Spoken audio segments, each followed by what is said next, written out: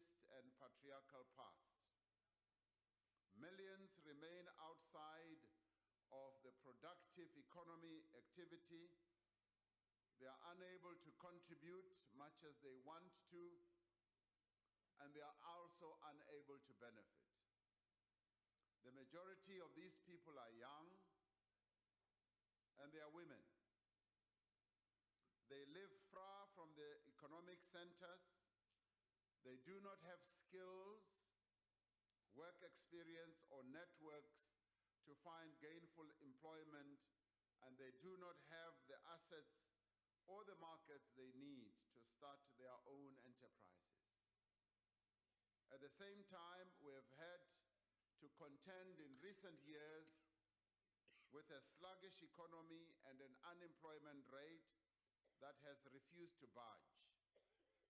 We have experienced government failures in some public institutions and state-owned enterprises, and are daily learning more about concerted and orchestrated efforts to capture sections of the state.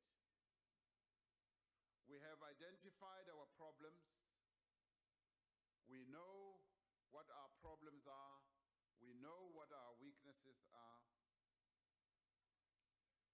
We have acknowledged our shortcomings, and we have begun to work in earnest to address these problems, these shortcomings. We are now poised to make significant progress now that we fully know what we are dealing with. We are now poised also to build the South Africa that we want. Over the last few months, we have taken decisive steps to improve the business environment, provide confidence to those who would like to invest in our country, and also to promote the country to investors. We have also ensured that there should be policy certainty, and we've also ensured that we undertake the work to strengthen state-owned enterprises and create pathways into employment for the youth.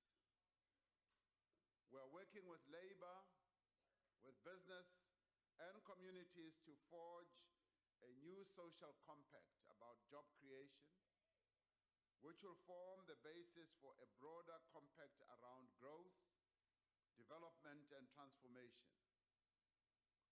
The Job Summit that will be held later this year is an important part of this effort. With preparations already underway in NEDLAC, the Job Summit needs to produce extraordinary and far-reaching measures that will enable our country to create jobs.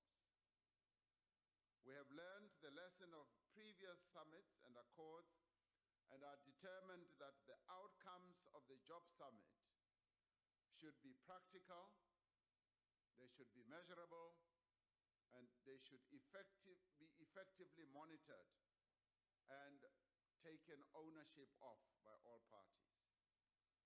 Our social partners have indicated that although they carry mandates from different constituencies, they are bound together as South Africans seeking an inclusive economy and a better future for everyone.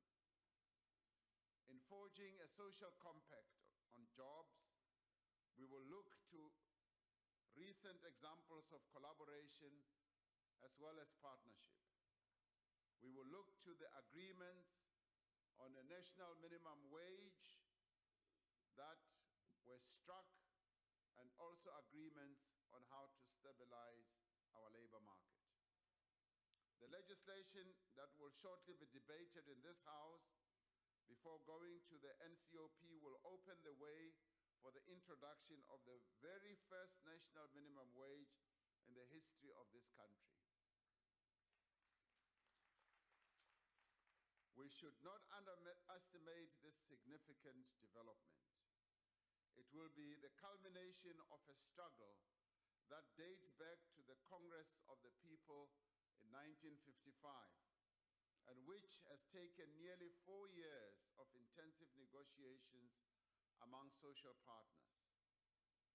In another example of effective collaboration, the Youth Employment Service, which was launched in March, promises to equip hundreds of thousands of young people for the world of work over its 3 years.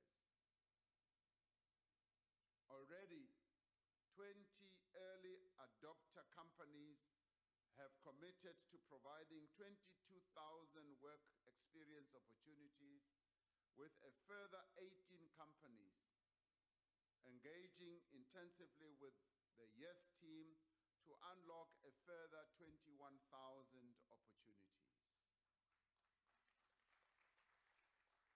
So in a short space of time, just in 6 weeks, we've been able to get to almost 50,000 job opportunities for young people. This initiative will bridge the critical gap between education and the world of work, significantly increasing the chances of participants to find work after 1 year. We are forging ahead with the introduction of phased higher education for poor students. That is free higher education for poor students. From 2018, first-year students from poor and working-class backgrounds are being provided with bursaries for the full cost of study. This will massively expand access for poor young people to higher education, reducing the country's skills deficit and increasing their prospects for employment. None of these initiatives will amount to much if we do not grow our economy and grow it in a manner that benefits all our people. As the World Bank's recent diagnostic report on South Africa observes, to create more jobs, the South African economy needs to grow much faster than it has since 1994. It says a job is the most important way out of poverty, to overcome economic vulnerability, and for transforming the economy to become more racially representative of the population of South Africa. And we cannot achieve growth if we do not massively increase the level of investment in the productive economy. This is why we have launched an ambitious new investment drive that aims to mobilize $100 billion over the next 5 years. We have appointed 4 special envoys on investment to meet with potential investors both in South Africa, on the rest of the African continent, and major centers around the world. Working together with the relevant government departments and agencies, the special envoys are building a book of actual and potential investments ahead of the investment conference that will be held in October of this year. We are using this investment drive to strengthen agencies such as Invest South Africa to become formidable instruments of investment promotion and facilitation. What we seek is an army of investment envoys who appreciate the absolute necessity of establishing and expanding businesses across the country, and who are also prepared to use whatever means they have at their disposal to promote their country, South Africa, as a desirable destination for investment. Land reform is an essential part of our economic growth strategy. Through our land reform program, we hope to unlock the resources of our country that have not been properly utilized because they were a preserve of just a small minority. Land is an important economic resource that should be spread amongst our people so that the land should be worked for the benefit of our country. The Freedom Charter says that the land shall be shared amongst those who work it. We're encouraging all South Africans to engage in the national debate around the proposal for the expropriation of land without compensation. We commend this House once again for its groundbreaking resolution on the matter, as well as the thousands of South Africans who have already made submissions, reinforcing the value of consultation and collaboration. The process of arriving at our world-renowned constitution involved more than 1 million submissions from a variety of South Africans. We have already reached well over 140,000 submissions with regards to proposals that are being made on the land question. It is possible that we may hit 1 million submissions, which goes to prove that the question of land to the majority of South Africans is indeed an important matter. It goes beyond just being a matter of dignity. It goes beyond just being a matter of history, but it also talks about their economic well-being. Through effective land redistribution and tenure reform, we will be able to unlock the value of one of the country's most important resources. We're working to ensure that the urban poor can own and occupy land close to places of work, social services, and education. We are responding to the need of our people for land, for housing. Municipalities and state-owned enterprises need to release unused land and service sites for housing so that our people must have houses, so that they also do not resort to self-help measures through the illegal occupation of land. We condemn illegal land occupation and rather redirect our people to go to land that will be made available to them as our municipalities take land through either expropriation or other means, land that is unused, so that it can be put to good use in the hands of our people. We are working also to accelerate the process of agrarian reform, bringing more poor and black people into productive agricultural activity, expanding the country's agricultural output. The Presidency will oversee the work of departments such as cooperative governance and traditional affairs, agriculture, forestry and fisheries, and land reform and rural development in making possible an agrarian revolution in our country. We are also working hard to create an environment that encourages investment, to make our country more competitive, and also to lower the costs of doing business. An important part of that effort is to stabilize strategic state-owned enterprises and the implementation of measures to improve their financial and operational performance. As an immediate step, we have moved quickly to address governance challenges by replacing the boards of state-owned entities such as Denel, PRASA, Transnet, and earlier this year, Eskom. This has repositioned these state-owned enterprises so that they can now focus on their mandates, their developmental mandates, and indeed of making sure that they operate profitably in the interests of our people.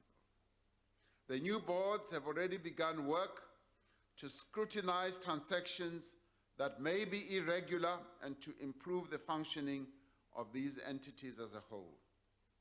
We have signed a number of proclamations instructing the Special Investigating Unit to investigate allegations of wrongdoing in a number of our SOEs. We are also encouraged by the activism of Parliament, which is demanding accountability and exposing impropriety. Cabinet has agreed on the establishment of a presidential state-owned enterprise council, which will usher a new era in the management of our state-owned companies. Half the members will consist of ministers, while the others will be people from business. Some of them will be experts, and some will be a various number of stakeholders. By bringing expertise from outside government and by ensuring the attendance of CEOs of some of these companies, we will be empowering the various shareholder ministers to ensure all strategic SOEs play an effective role in expanding the capacity and the potential of our economy. In addition to determining an appropriate shareholder ownership model, the Council will oversee interventions to strengthen governance, address immediate liquidity challenges, implement turnaround strategies, investigate allegations of corruption, and take steps to act against those who are implicated. Through the Presidential Infrastructure Coordinating Commission, we are working to ensure that our substantial investment in social and economic infrastructure contributes to job creation, industrialization, and transformation. We are expanding our economic capacity and reducing the cost of doing business. We are also making progress in satisfying the need for policy certainty as well as consistency. Consultation on the revised mining charter is at an advanced stage. Government has paid particular attention to engagements with affected communities across the country, convinced that consensus and collaboration are crucial for the growth and the development of our mining industry, particularly if we want to transform the mining industry as a sunrise industry once again. While there are still some critical issues that need attention, we are certain that the charter, the mining charter that is, once finalized, will balance the need for meaningful transformation in the sector with the need to increase investment, employment, and sustainability in the mining industry.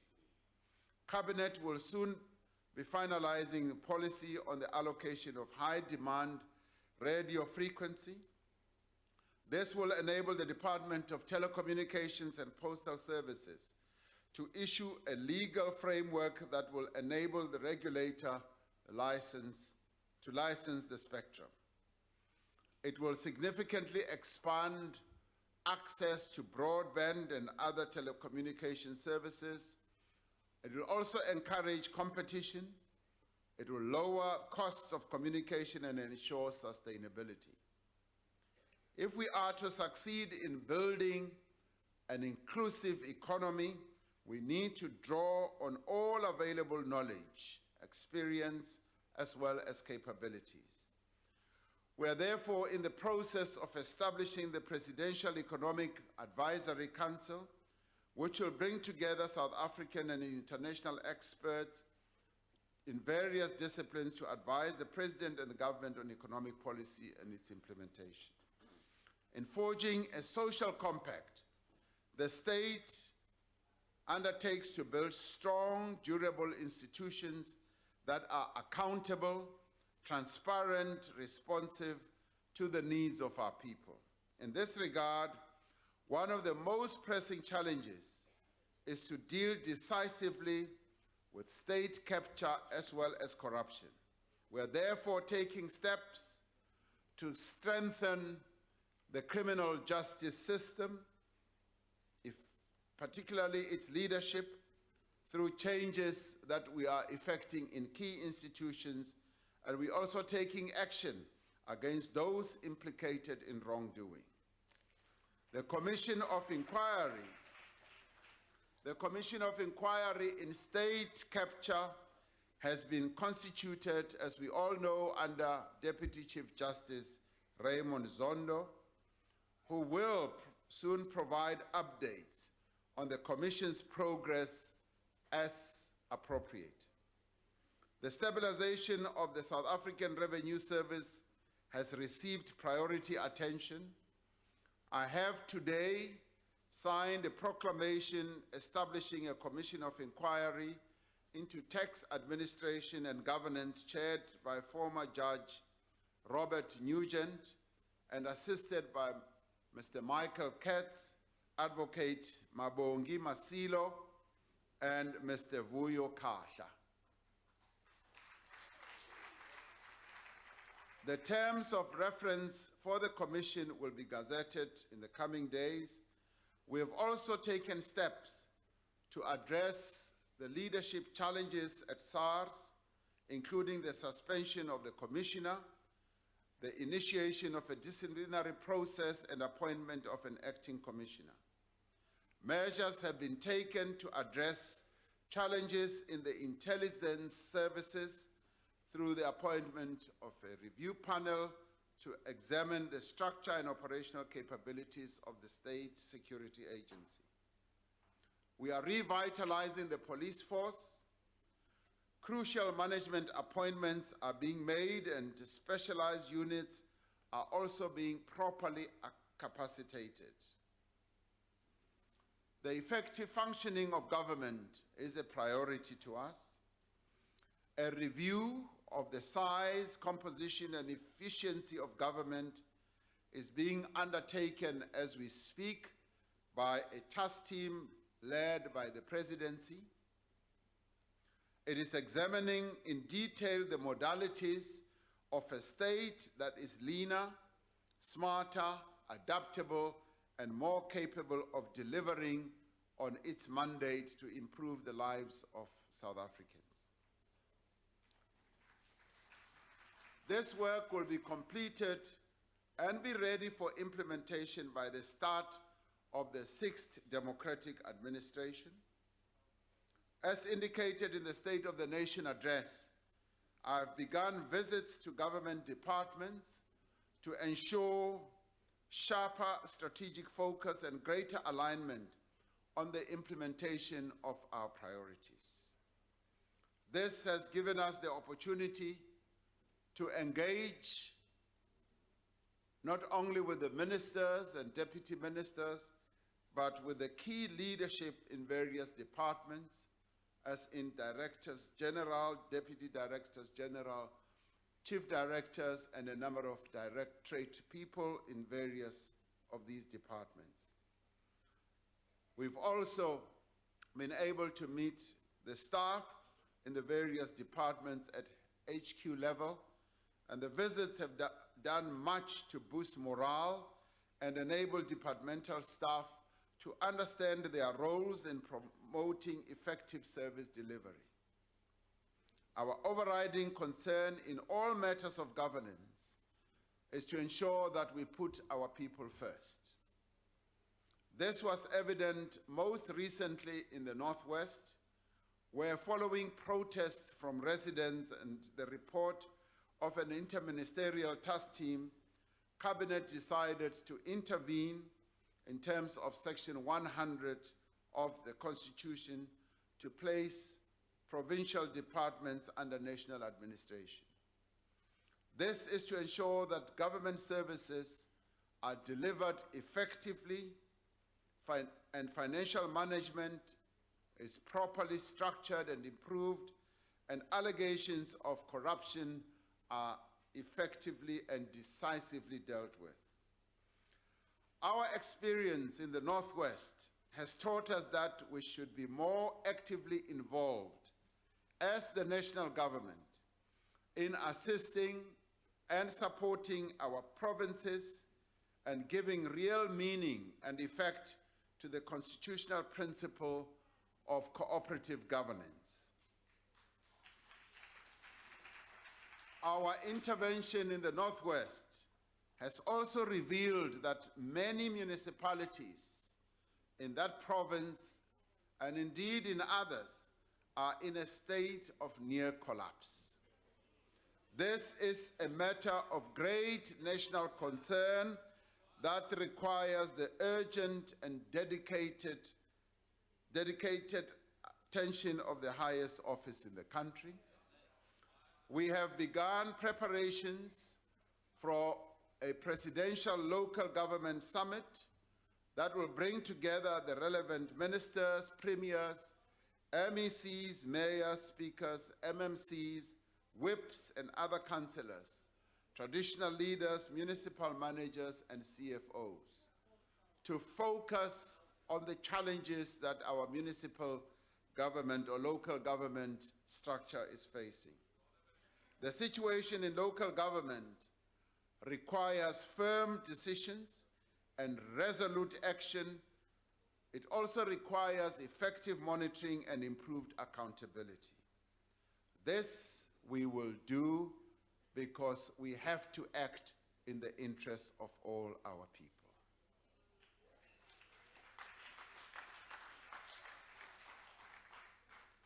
The prosperity of South Africans cannot be separated from the progress of our neighbors on the African continent.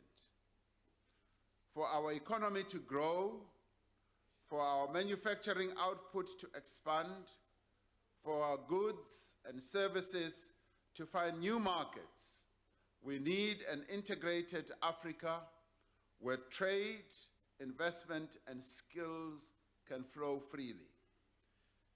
That is why we have been actively involved in the development of an agreement on the African Continental Free Trade Area. The interactions we have had with our neighbors in Namibia, in Angola, in Botswana, in Mozambique, and Zimbabwe so far has convinced us that the prospects for regional economic integration and cooperation are now more greater than ever before, and we are committed to push ahead with this agenda. This year, South Africa will be participating in several important international summits, including the meeting of the G7 countries in Canada in June, the BRICS summit in Johannesburg in July, the AU summit in Mauritania in July, the SADC Ordinary Summit in Namibia in August, and the Forum on China and Africa Cooperation in Beijing in September. In all our international engagements, we are guided by the need to advance South Africa's national interests alongside the promotion of multilateralism, global equality, and human rights. This informs our involvement in international efforts and essentially underpins our international policy. As the co-chair of the ILO Global Commission on the Future of Work in Geneva, we are grappling and dealing with a fundamental issue about the future of work, which is driven by technological and demographic and environmental change. The new world of work promises benefits, but also presents new types of vulnerabilities, and our Commission is therefore aimed at making sure that we protect the vulnerable people of the world. The work of the Commission has great relevance for South Africa, which is having to confront new potential sources of inequality, while still grappling with the injustices of the past. The outcomes of the Commission will greatly assist us in our efforts to create and retain decent jobs in the context of the fourth industrial revolution. We are at work doing everything to make South Africa work and also to get the people of our country back to work. Madam Speaker, honorable members, at the very heart of our country's new dawn is the desire by our people to be part of building a brighter tomorrow for all South Africans. Wherever we go, South Africans from all walks of life are saying, please send us.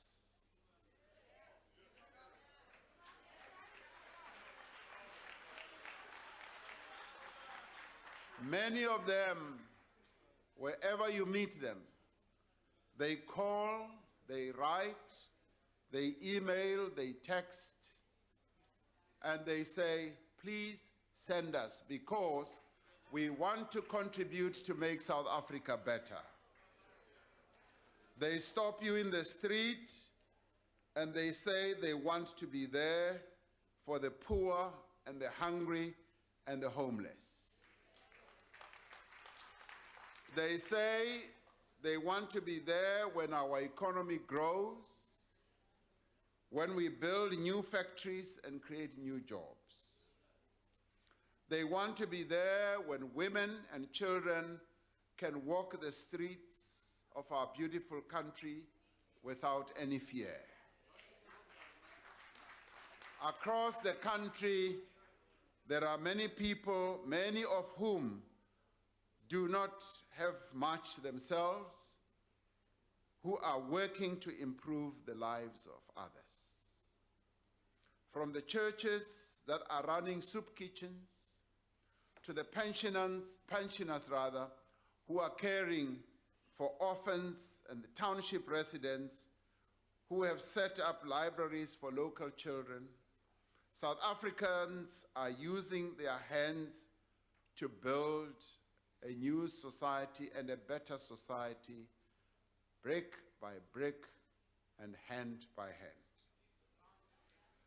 From the professionals who mentor young people to the businesses that support emerging entrepreneurs and the NGOs who care for the homeless, the elderly and the vulnerable, South Africans are coming forward as agents of meaningful change.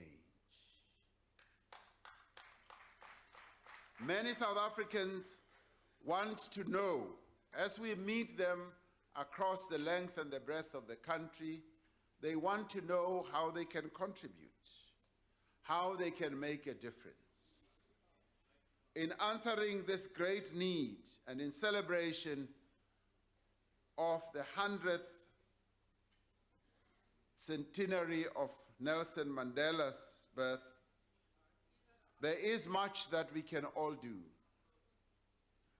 And this we can do as we celebrate Nelson Mandela's life. This we can do as we remember him. But this we can also do as we express ourselves in solidarity with South Africans.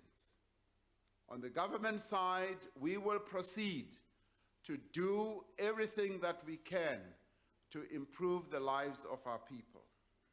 There is much that we can all do as South Africans, as citizens of this country, particularly in this year as we remember Nelson Mandela. And in memory of Madiba, in recognition of the great sacrifices that he made and his tireless commitment to improving the lives of South Africans and the most vulnerable, there is something that all of us, many of us as South Africans, can do. And what we can do does not need to be financial. What we can do can include just being there for those who are struggling, for those who are in need, for those who need help. We are therefore looking for people with skills, people with time, people who can commit to lend a hand to those community-based projects through mentoring, training, capacity building. In this way, we could provide South Africans with a tangible opportunity and with who can make a significant impact to be an integral part of fighting against poverty and improving the lives of our people.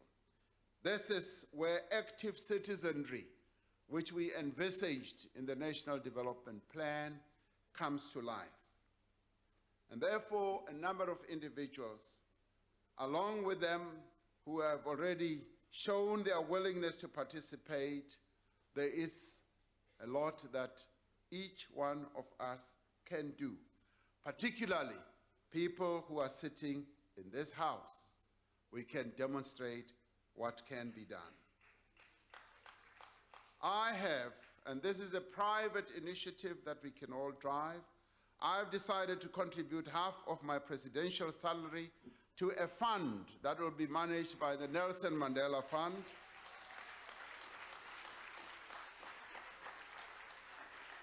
This is a private, citizen-driven initiative that will ask all of those with the means to contribute a small portion of their salaries to support the many projects to build a nation.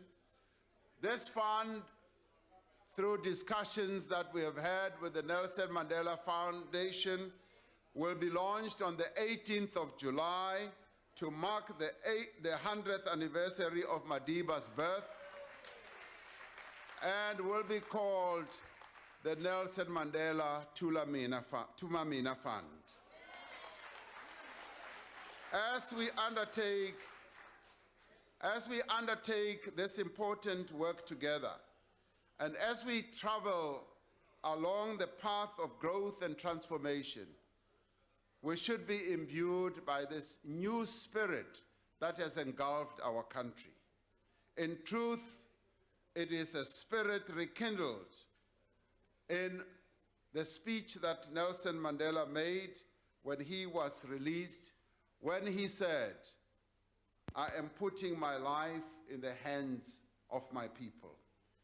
It is this spirit of Nelson Mandela and Albertina Sisulu, a spirit of solidarity, a spirit of service, a spirit of shared humanity that we should seek to emulate. It is the spirit that has moved us to put our wars behind us, to cast aside our differences, and to forge a new nation together. We have traveled far. There is still much that still has to be done. By working together, government continuing to do much that it has to do to improve the lives of our people. On the side, we can act as citizens to improve the lives of those who are vulnerable. We can act to be in solidarity with many South Africans. We can draw on our resources and capabilities by embracing that which unites us and confronting that which divides us. I have no doubt that we will reach our destination. It is a destination that we can soon have in sight, and it is a destination which, if we work together and focus on one thing and one thing only, to improve the lives of our people, particularly us who have been given so much, particularly us who are in leadership positions, particularly ourselves who have so much influence to improve the lives of our people. Let us join hands and act in solidarity and act together with our government to improve the lives of South Africans. With this, Madam Speaker, it is an honor and a privilege to commend the Budget 1 vote to this House. Thank you very much.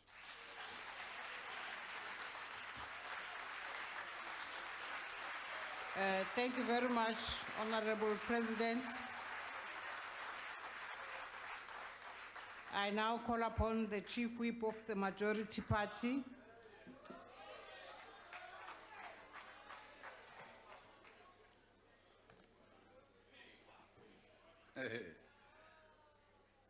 Thank you very much, Honorable Speaker. His Excellency, the President of the Republic of South Africa, honorable ministers, honorable members, esteemed guests, and all workers of Parliament, particularly the ANC caucus staff. Molweni. Let me start this debate on a very personal note. I dedicate this speech to a farm worker, a domestic worker, a woman who supported me in my political activism.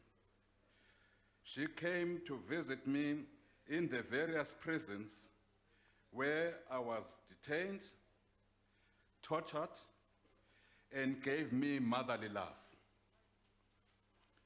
A woman who taught me values of Ubuntu, empathy, and respect.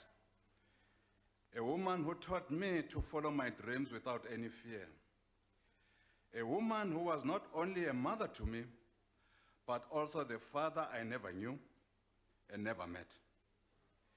A single mother who raised me, who sadly passed on in February this year. I dedicate this speech to my mother, Nantoni Mthembu.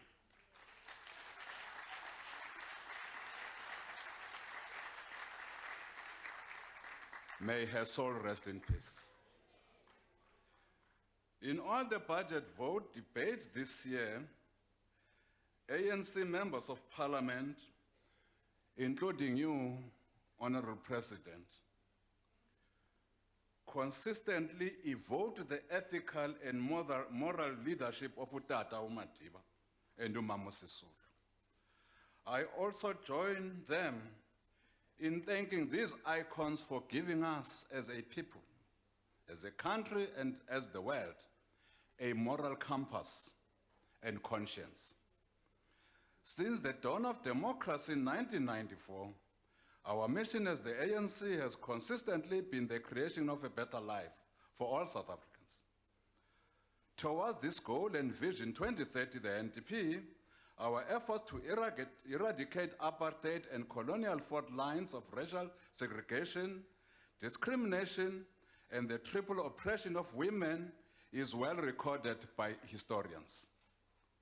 The fight against poverty, fight against stubborn unemployment and inequality remains firmly on the ANC radar screen with different levels of achievements. Whilst more still needs to be done, we can, without any contradiction, say that more of our people have been lifted out of extreme poverty. We have expanded provision of social grants, housing, and basic services to many of our people. And we have further improved access to better education through the introduction of fee-free basic and higher education and the phasing in of the National Health Insurance Scheme, thus improving access to quality health care to many of our people. The question of growing the economy and the creation of jobs remains key in our endeavors, as our speech will indicate later. The land question, President, that you have referred to remains an important issue we must tackle in a responsible manner as not negatively to impact on agriculture and food security. Whilst we welcome the outcomes of the ANC Land Summit held this past weekend, we are in the same vein appreciative of the role Parliament is playing in giving a voice to all of our people of South Africa, on how best to deal with the question of land dispossession and landlessness among black people in our country, articulated by you, Honorable President, as the original sin in your State of the Nation address. To date, Honorable President, we are told that over 200,000 submissions have reached the Constitutional Review Committee of Parliament. This is unprecedented. and shows the extent to which many South Africans would like this matter resolved once and for all. The ANC remains the only political formation which carries the hopes and aspirations of the people of this country. It is only the ANC that can deliver a president who hails from one of the smallest national groups in the country. To quote scholar Oscar van Heerden, I open quotes, Cyril is the first vendor to occupy the West Wing at the Union Building, and this achievement speaks volumes with regards to the ANC's character and principles. To elect a person to the highest office in the land that hails from the smallest tribe in the country sends a clear message and powerful message that anyone, no matter what background, class status, gender, or tribe, can aspire to be president of this great country of ours, which I was called. The year 2018 can be characterized as a year pregnant with optimism, as you have said, President. We have in the past 3 months seen a country which has... Speaker, I'm raising on a point of order. Honorable Chief Whip, can you take your seat? What is the point of order, Honorable Shubambu? I'm 100% sure that you can't say Cyril is a vendor to first occupy public office. I don't think that is how people are referred to. No, In terms Honorable- of proper parliamentary language. No, that's The not a point tribalism, of order. That's in a not a way point that of is order. being addressed. It's in an That's a appropriate way to point handle that issue. So I of think that view, that's a the point chief of whip of the debate. majority Please party take must your seat, Honorable withdraw the Shubambu. reference in that way, because Please. it's narrow tribalism in a lack of comprehension Honorable of how Shubambu, please take your references seat. are made. Please proceed, Honorable Chief Whip. We have in the past 3 months seen a country which has been reborn, rebooted, and recalibrated to better serve our people. Honorable President, this Saturday will mark the first 100 days since this House elected you as the 5th democratically elected President of the Republic of South Africa. In fact, today marks day 97 of your elevation to this high office, heralding a new dawn. Our country is oozing with hope. This new era has successfully put South Africa on a new trajectory with a measurable improvement in levels of confidence amongst ordinary citizens, business people, and investors in our government. To quote Comrade Dr. Isopahat, the election of Cyril Ramaphosa as president of the ANC in December 2017, and also in February 2018 as President of the Republic of South Africa, unleashed a wave of hope, optimism, and joy in the country, cutting across race, class, gender, and religion. This was also reflected in an upswing in the economy, improvement in business confidence, more measured tones from the rating agencies, and a possible buoyant response from foreign investors, close quotes.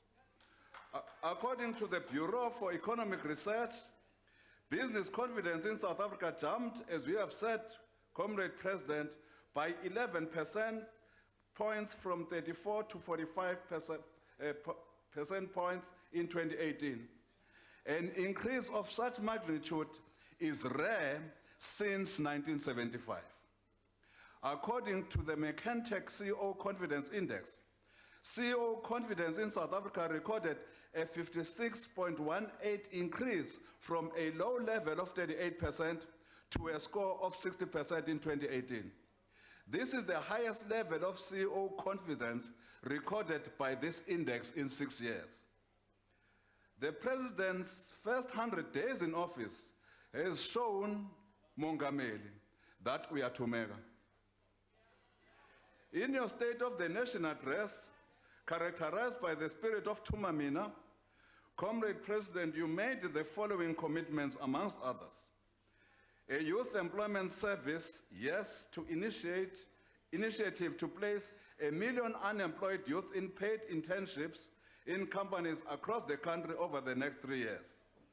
This was launched on the 27th of March 2018. This is but one initiative which is geared to stimulate job creation and economic inclusion among our young people.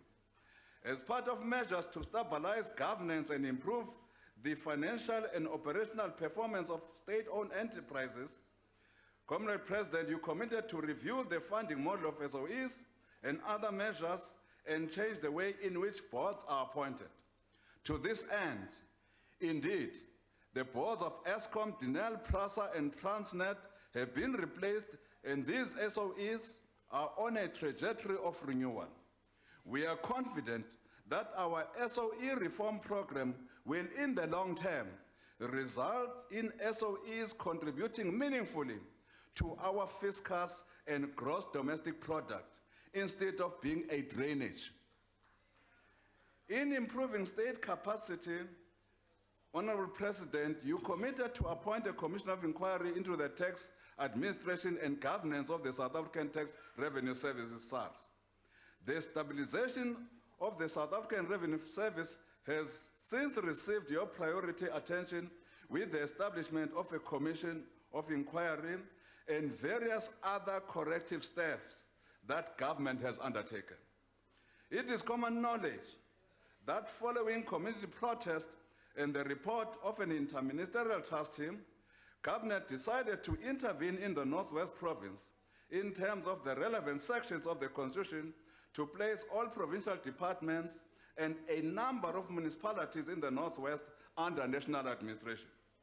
This is to ensure that government services are delivered effectively, financial management is improved, and allegations of corruption are attended to. The political will to decisively deal with corruption in the wake of this new dawn has boosted public confidence in our government. We look forward to the Judicial Commission on State Capture to commence its work in dealing with damning allegations of corruption in public institutions. The report of the Parliamentary inquiry into ill governance in ESCOM will soon be tabled by the Portfolio Committee on Public Enterprises for adoption by this National Assembly. Mongameli, all those found to have been involved in state capture and the looting of our state resources, both tigers and flies, as the Chinese will say, must face the necessary consequences, including imprisonment. It is also our held view that they must pay back the money they have stolen, as these are benefits from process of crime in terms of our laws. Honorable President, in your SONA, you promised the country an investment conference which has been scheduled to take place later this year. You have since appointed very capable men and women as special investment envoys to develop an investment portfolio for the country ahead of such a conference. The ambitious investment target of over $100 billion, I nearly said rands, raised over the next 5 years is most welcome. From these actions you have taken, it is quite clear that that investment conference will not be a talk shop, but a serious investment boost to our economy.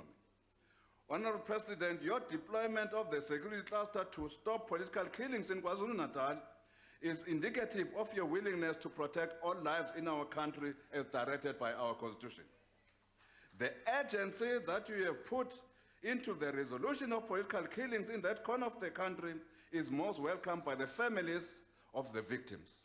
We also add our voice, hoping that the perpetrators of these killings will be brought to book sooner rather than later, and end the killing fields of KZN, and end any other politically motivated killings anywhere else in our country. All these matters we have raised, President, which were part of your 100 days in office, are an ample proof that we have an ANC government under your leadership and stewardship with a mission and vision to return this country to the values that Madiba stood for. In the main, being the creation of a better life for all South Africans. We applaud the Presidency in leading by example in implementing cost-cutting measures in our current economic climate. The Presidency's baseline has been significantly reduced by 2% over the medium term, amounting to a total budget cut of approximately 29.7 million rands over the next 3 years. Much has been done by the Presidency to contain costs, including reducing the sizes of delegations, of international trips of the President and Deputy President, and the use of tele and video conferencing for meetings. The Presidency also reduced its mobile communication services contract expenditure by a whopping 74% in 2017. This is a very good example that needs to be emulated by all government departments. At this stage, we must raise our concern, though, Honorable President, for your attention, regarding the fruitless, wasteful, irregular, and unauthorized expenditure by government departments and entities.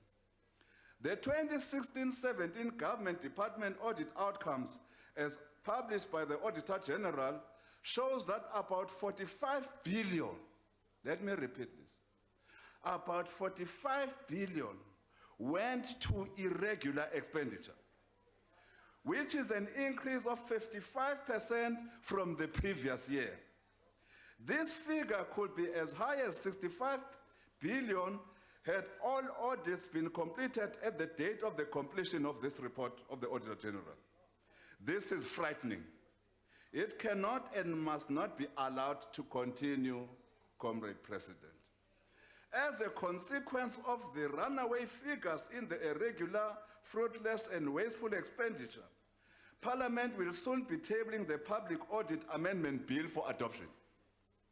This bill will empower the Auditor General to refer undesirable audit outcomes arising from audits performed to the relevant authorities for further investigation and action. It will also empower the Auditor General to issue a certificate of debt to recover losses in certain instances against the accounting officer or accounting authority accountable for those losses. Honorable President, we call this consequence management.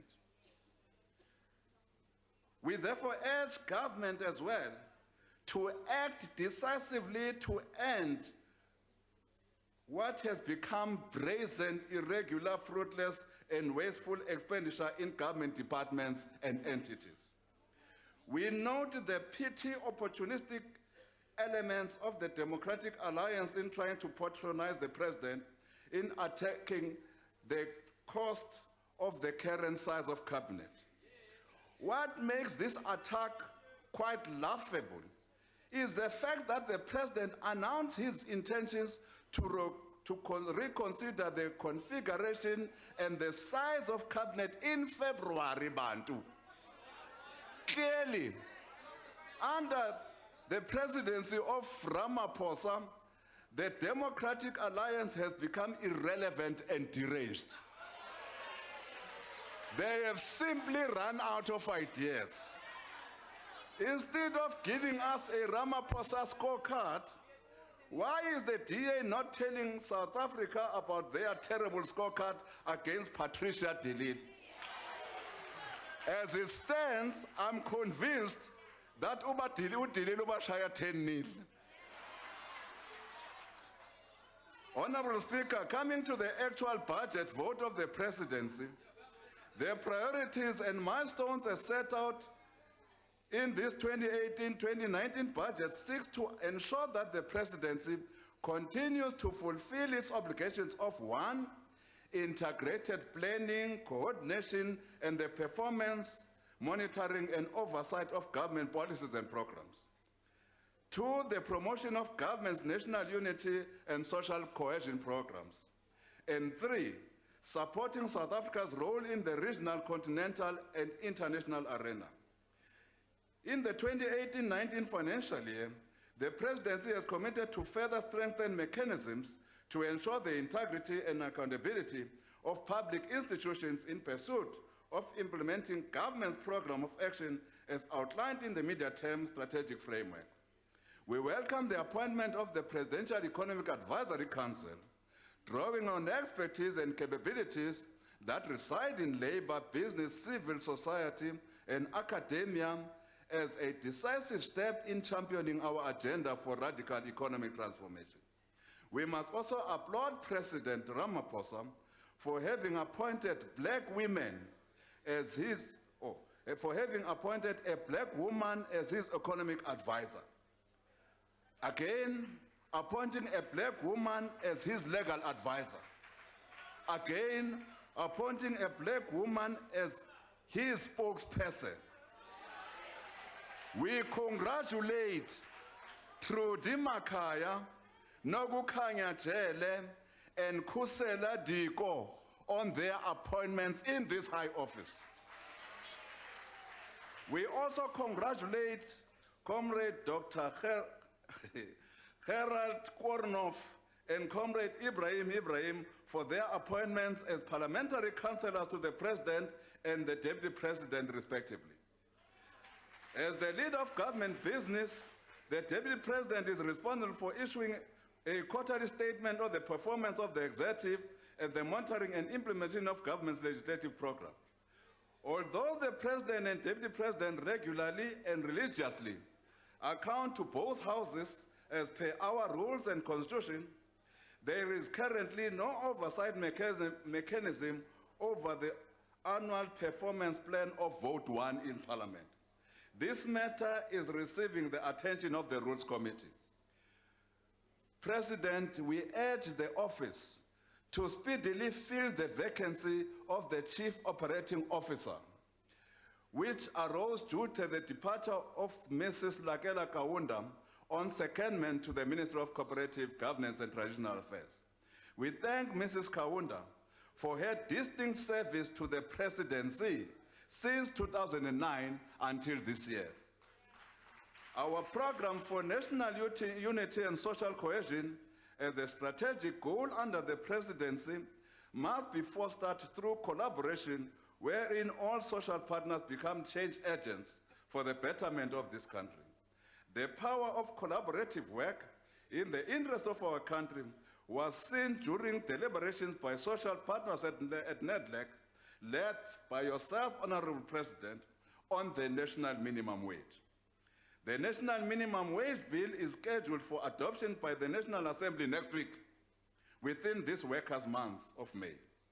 This intervention will improve the income of over 6 million workers who continue to experience slave wages that are far below the proposed national minimum wage. Those who attack this progressive effort by government in this regard and the current bill before Parliament do so merely on the basis of cheap politicking at the expense of the most vulnerable workers of this country. A key component of the developmental state is capacity and stability, especially in the higher echelons of the public service. We must therefore raise our concern, Honorable President, with the high turnover rate of Director Generals in government over the past years. Our new political environment therefore presents the President and his government with an opportunity to come up with measures to contain this worrying trend and development. History has proven that where there is administrative stability with the relevant acumen and know-how, there is better service delivery. In mentioning DGs, we must give special recognition to Dr. Cassius Lubisi for his steady leadership and fidelity as Director General in the Presidency and Secretary of Cabinet. In advancing South Africa's role in the regional, continental, and international arena, we applaud South Africa's involvement in the development of an agreement on an African continental free trade area aimed to deepen the economic integration of the African continent, which was presented at an AU summit in Kigali in March 2018. We are also looking forward to the BRICS summit in July here in our motherland. The Presidency's budget is comparatively lower than that of other government departments. The allocation of over 412 million for the 2018-2019 financial year is essentially intended to provide support, coordination, and oversight in terms of government policy, development, and implementation. This money is therefore needed to coordinate the work of government towards the attainment of our development goals as set out in the NDP. The ANC fully supports this budget proposals and allocations to vote one. Thank you very much, Honorable Speaker. The Honorable, the Leader of the Opposition.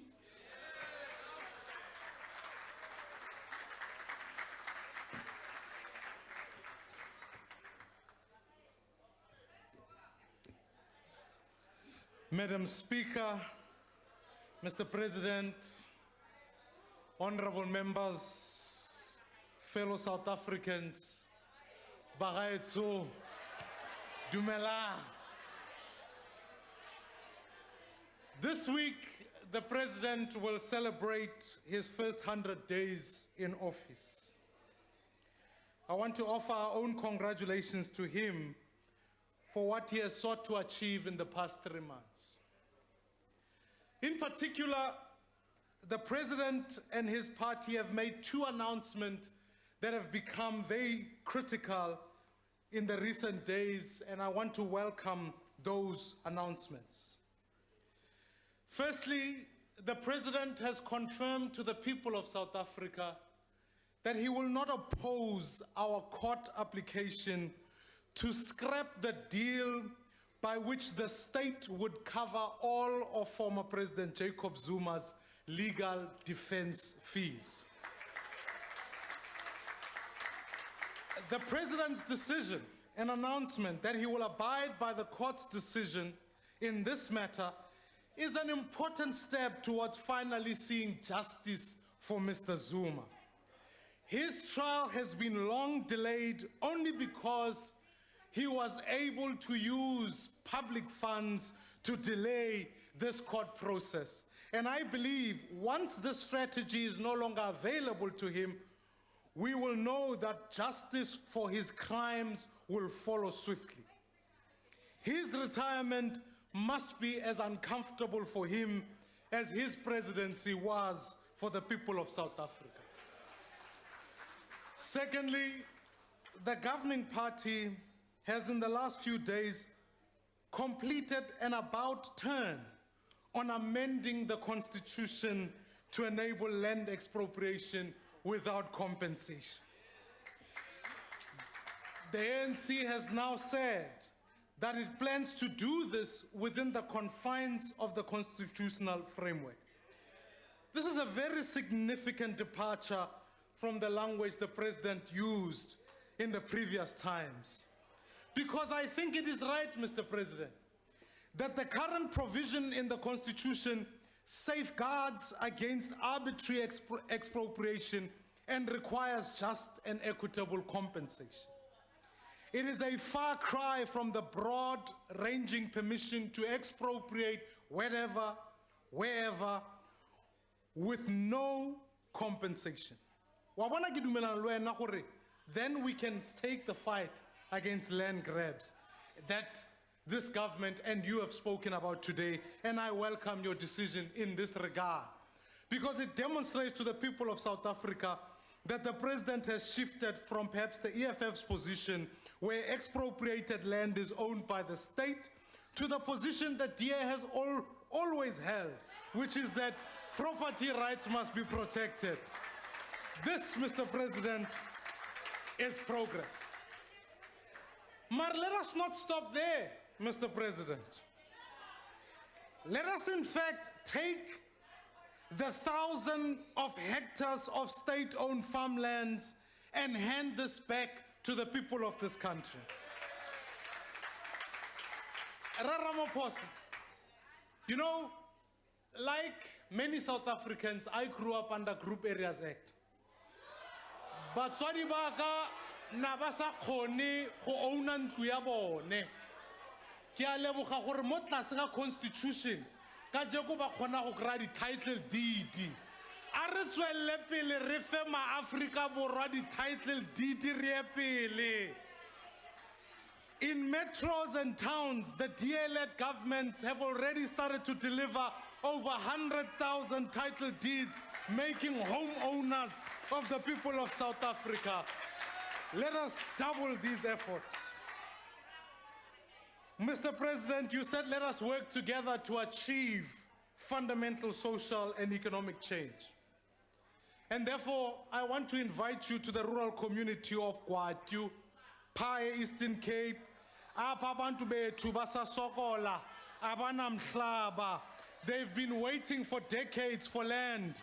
Mr. President, let us go together. It is well within the means of this constitution to hand over those farms to those farmers so that black South Africans can own that land and prosper. But honorable members, these are two matters that are substantive and go to the heart of what President Ramaphosa needs to achieve. Namely, he must show real commitment to building a capable state that is corruption-free, and that he must prove it that it will return this country to meaningful economic growth that creates jobs. However, when we take stock of the first 100 days, the early morning mists of the new dawn are starting to lift and burn away under the glare of the country and the world. Given, in fact, how we suffered under the presidency of Jacob Zuma, it is understandable that for some time, the country gave the new president ample benefit of doubt. But now, in the harsh light of day, the conferences, the summits, the talk shops, the PR launches simply won't cut it. Too many of our people in South Africa are unemployed. Millions more wait who are unemployed and are insecure. They work in jobs that are insecure and inconsistent. What we need, fellow South Africans, is real, is urgent, is demonstrable change. If we want to rebuild our country, it needs a new agenda. And what I want to focus on today in this House is an agenda for reform, a change that will bring the South Africa that we want to bring. And the starting point, fellow South Africans, is that in fact we have to bring deep political reform. We must break free from the politics of identity as practiced by liberation movements across the continent. Our people need a political system in which their choices express their ideals and not their race. This is what lies at the core of the project that the DA is leading. Our mission, fellow South Africans, is to build one South Africa for all, black, white, Indian, and color. The political scientist and journalist Yasha Monk describes this challenge in his book, The People versus Democracy, when he says, the noble experiment of multi-ethnic democracy can only succeed if all of its adherents start to emphasize what unites rather than what divides. In the last 8 years, a righteous impatience with the continuing reality of racial injustice has increasingly pushed some people to denounce the principles of liberal democracy as hypocritical, or even to make group rights the building block of society. This is a moral as well as a strategic mistake. The only society that can treat all of its members with respect is one in which every individual enjoys rights on the basis of being a citizen, not on the basis of belonging to a particular group, close quote. This was indeed written for an American context, but it is indeed relevant for us here today as we try to build a truly multi-ethnic democracy. This demands a government and a president that is committed not to some citizens, but to all our citizens. Fellow South Africans, what is absolutely crucial about this agenda of building a political reform is building a capable state. And in this regard, I want to congratulate the Western Cape government for an exceptional audit opinion that shows where the DA governs, siyasebenza.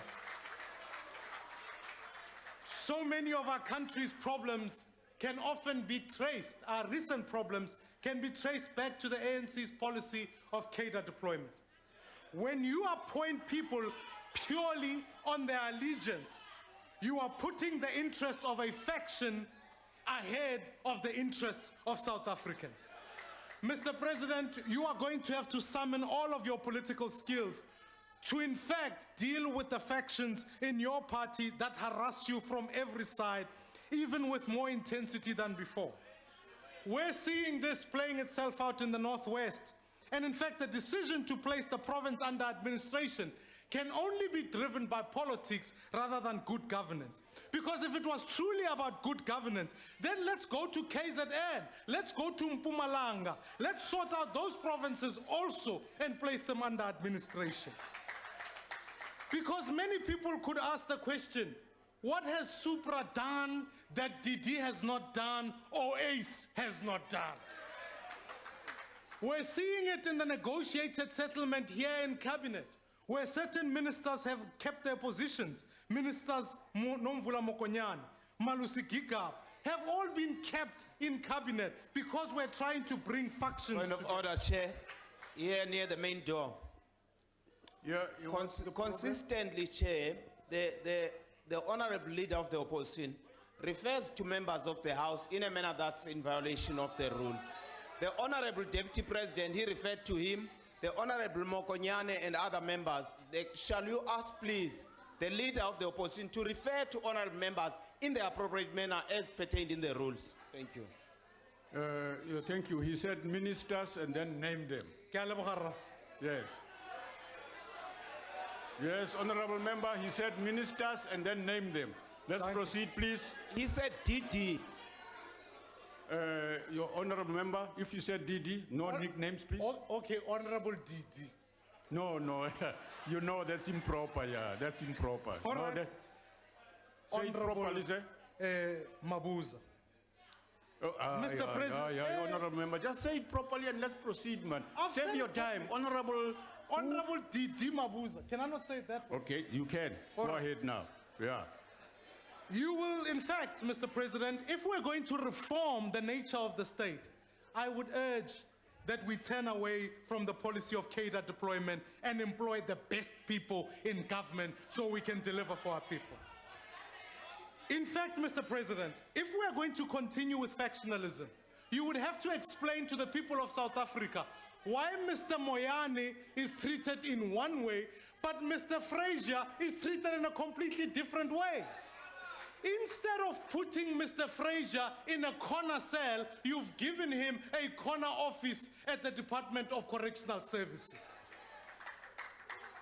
Mr. President, equally so, if we are serious about dealing with state capture, we have to deal with all the people who are involved, and I would urge to start with Mr. Magashule, who cannot go unpunished, and those who are responsible must be held accountable. Bagaitsu, we have to cut out all of these out of government. And in fact, we must ensure that if we're serious about dealing with this, let us deal with people who are involved in state capture, like Ace Magashule. Honorable members, let us take a leaf. You see, in the DA, we don't speak, we just act. And therefore, already you can see Mayor Mashaba has already uncovered over 15 billion rands of corruption in Johannesburg. Let the NPA investigate. You will see half the ANC cadres there will end up in jail. But secondly, honorable members, we need sweeping economic reforms. We need a president that grasps the full scope of our challenge in our country if we're going to overcome it. Because it is indeed a big challenge. The latest labor force tells us that today a staggering 9.5 million South Africans are without work. That's 264,000 more than the previous quarter. When it comes to South Africans under the age of 24, the unemployment rate has moved up to 66%. 2/3, fellow South Africans, of our young people cannot find work. And we're not preparing them for the world of work either. 78% of our grade 4 children cannot read for meaning. barely 10 years old, we've already failed these young citizens. Over the past decade, our foreign direct investment has plummeted and our national debt has skyrocketed. These are problems that define our nation today. This is what our president ought to be focusing on. President Ramaphosa has the advantage of following in the footsteps of the very worst the ANC has had to offer our country. Simply reversing some of Mr. Zuma's worst mistakes, like appointing new boards at Eskom, PRASA, and Transnet, is correctly welcomed, but I urge you to say it won't be enough. Make no mistake, I welcome these new boards and our embattled SOEs. But Mr. President, instead of changing boards, we should be bringing about real reform. We should begin, in fact, by selling off some of these SOEs. It is very clear that SAA is a fiscal risk, Mr. President, and yet you continue in your government to ask poor South Africans to fund it by paying more for their food, paying more for their transport, increasing VAT. Why don't you cut VAT instead of clipping, and rather clip the wings of SAA by selling it off, Mr. President? We need to be serious about living within our means so that when we look at our bloated cabinet and our very expensive administration, the word in town should be half of the cabinet must go and half of the administration must be killed.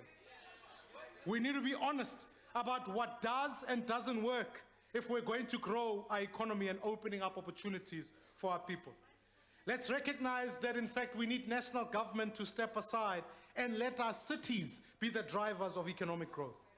Let's explore every avenue of getting young people into jobs, including, Mr. President, and I'd like to propose that we adopt a national civilian year, a year where young people can be able to get a year of work, of internship in key government departments and in private sector, so that our young people can have the dignity of work. Mr. President, I would urge, as a meaningful step towards redress, let's introduce a Jobs and Justice Fund, a fund where new entrants can get a foothold into the economy. This would demonstrate real redress, allowing the new miner, the new farmer, the new business owner to get a foot in the door, not just those who are politically connected at the top. I, honorable members, want to say this. If we simply tinker with existing policy, we will not turn this ship around. We need comprehensive economic reform. Thirdly, Mr. President, I'd urge that we speak for all the people in all the languages that bring us together. We seem to be unable to bring mature discussions about how to deal with the legacies of our past in a way that does not split us up by race and turn us against each other. We've become our country so ruled by our past that we simply cannot envisage a future, never mind achieve it. We are actually a victim of a failing liberation movement that has no choice but to cling on to the past because it has no credible plan for tomorrow. Every big conversation that we have today is about what has brought us here and not where we're going. I want to urge that we need to look to tomorrow. We need to bring solutions that are offered rather than that unite us as a people, rather than those who divide us. We need to bring solutions that bring us together. Fellow South Africans, we are constantly being told that there must be losers for others to win. We are told that the advancement of economic opportunity in South Africa is a zero-sum game. I don't believe this. I believe in the unity of our people. And I believe that it is possible for us to build an inclusive society and an inclusive economy without creating enemies of each other. We can only do this together.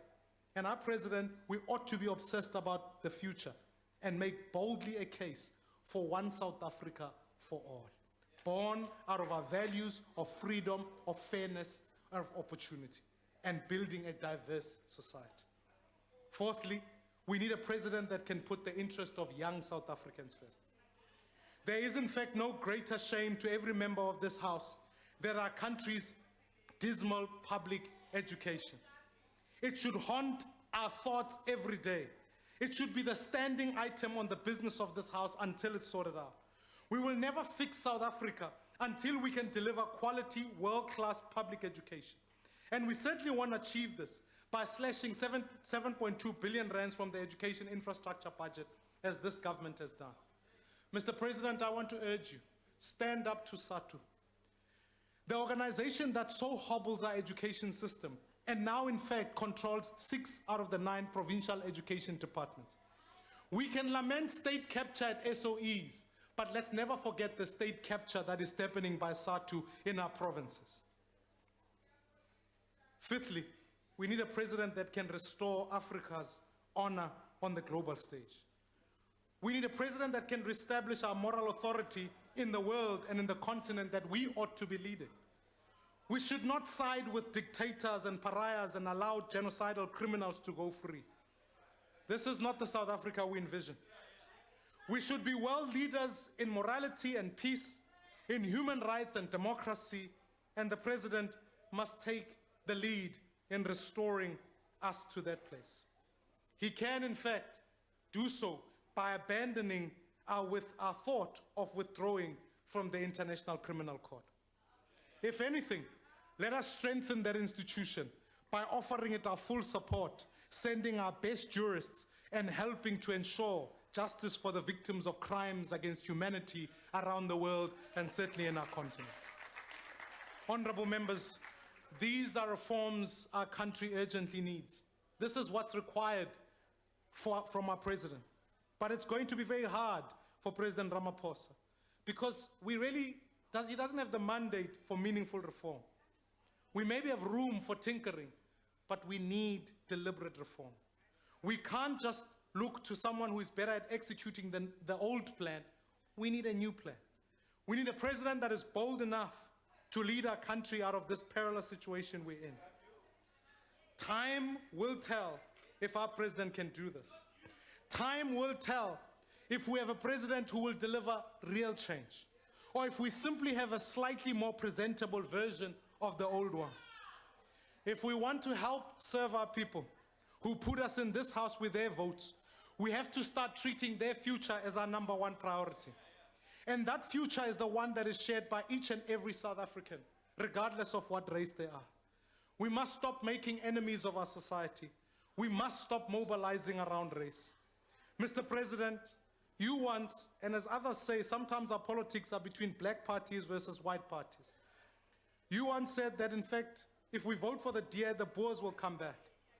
I would hope and I believe that this language will be put behind, because these are indeed lies that divide our nation, and we need to build a united South Africa for all. If you put these views and this language behind you because it doesn't serve our country, it causes divisions whilst we should be uniting our people. It takes a lot of effort to keep these fights going. Let us rather build our efforts into building a prosperous, non-racial, inclusive South Africa. Let us make our nation where our people no longer feel threatened by criminals in their homes, in their streets, and in their schools. Let us build a police service into one that can protect our communities and make our neighborhoods safe again. Let's begin by shifting control of the police to our provinces. Let's introduce rural safety units so that our farmers and farm workers can sleep well at night. Let us give our military what it needs so that they're able to protect and secure our borders. Let us put our efforts into fixing this broken education system that the majority of our children still receive. Let us bring back accountability in teaching, and let's attract the best talent and passion that is crucial to this job.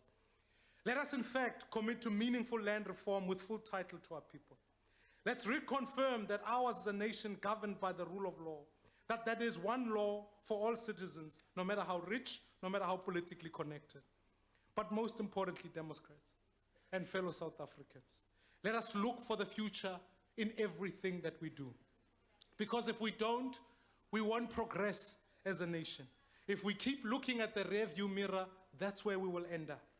Mr. President, this task is not an easy one. The reforms our country so desperately needs are at odds with much of the ideology your party still clings on to. If you decide to put our country first, it will come at a cost to the ANC. But I assure you, if we don't make these reforms, we will be left behind. Fellow South Africans, we are part of a global society, a global economy. We have to become more competitive and more resilient. We need leadership that recognizes this and can make the tough decisions that will move us forward.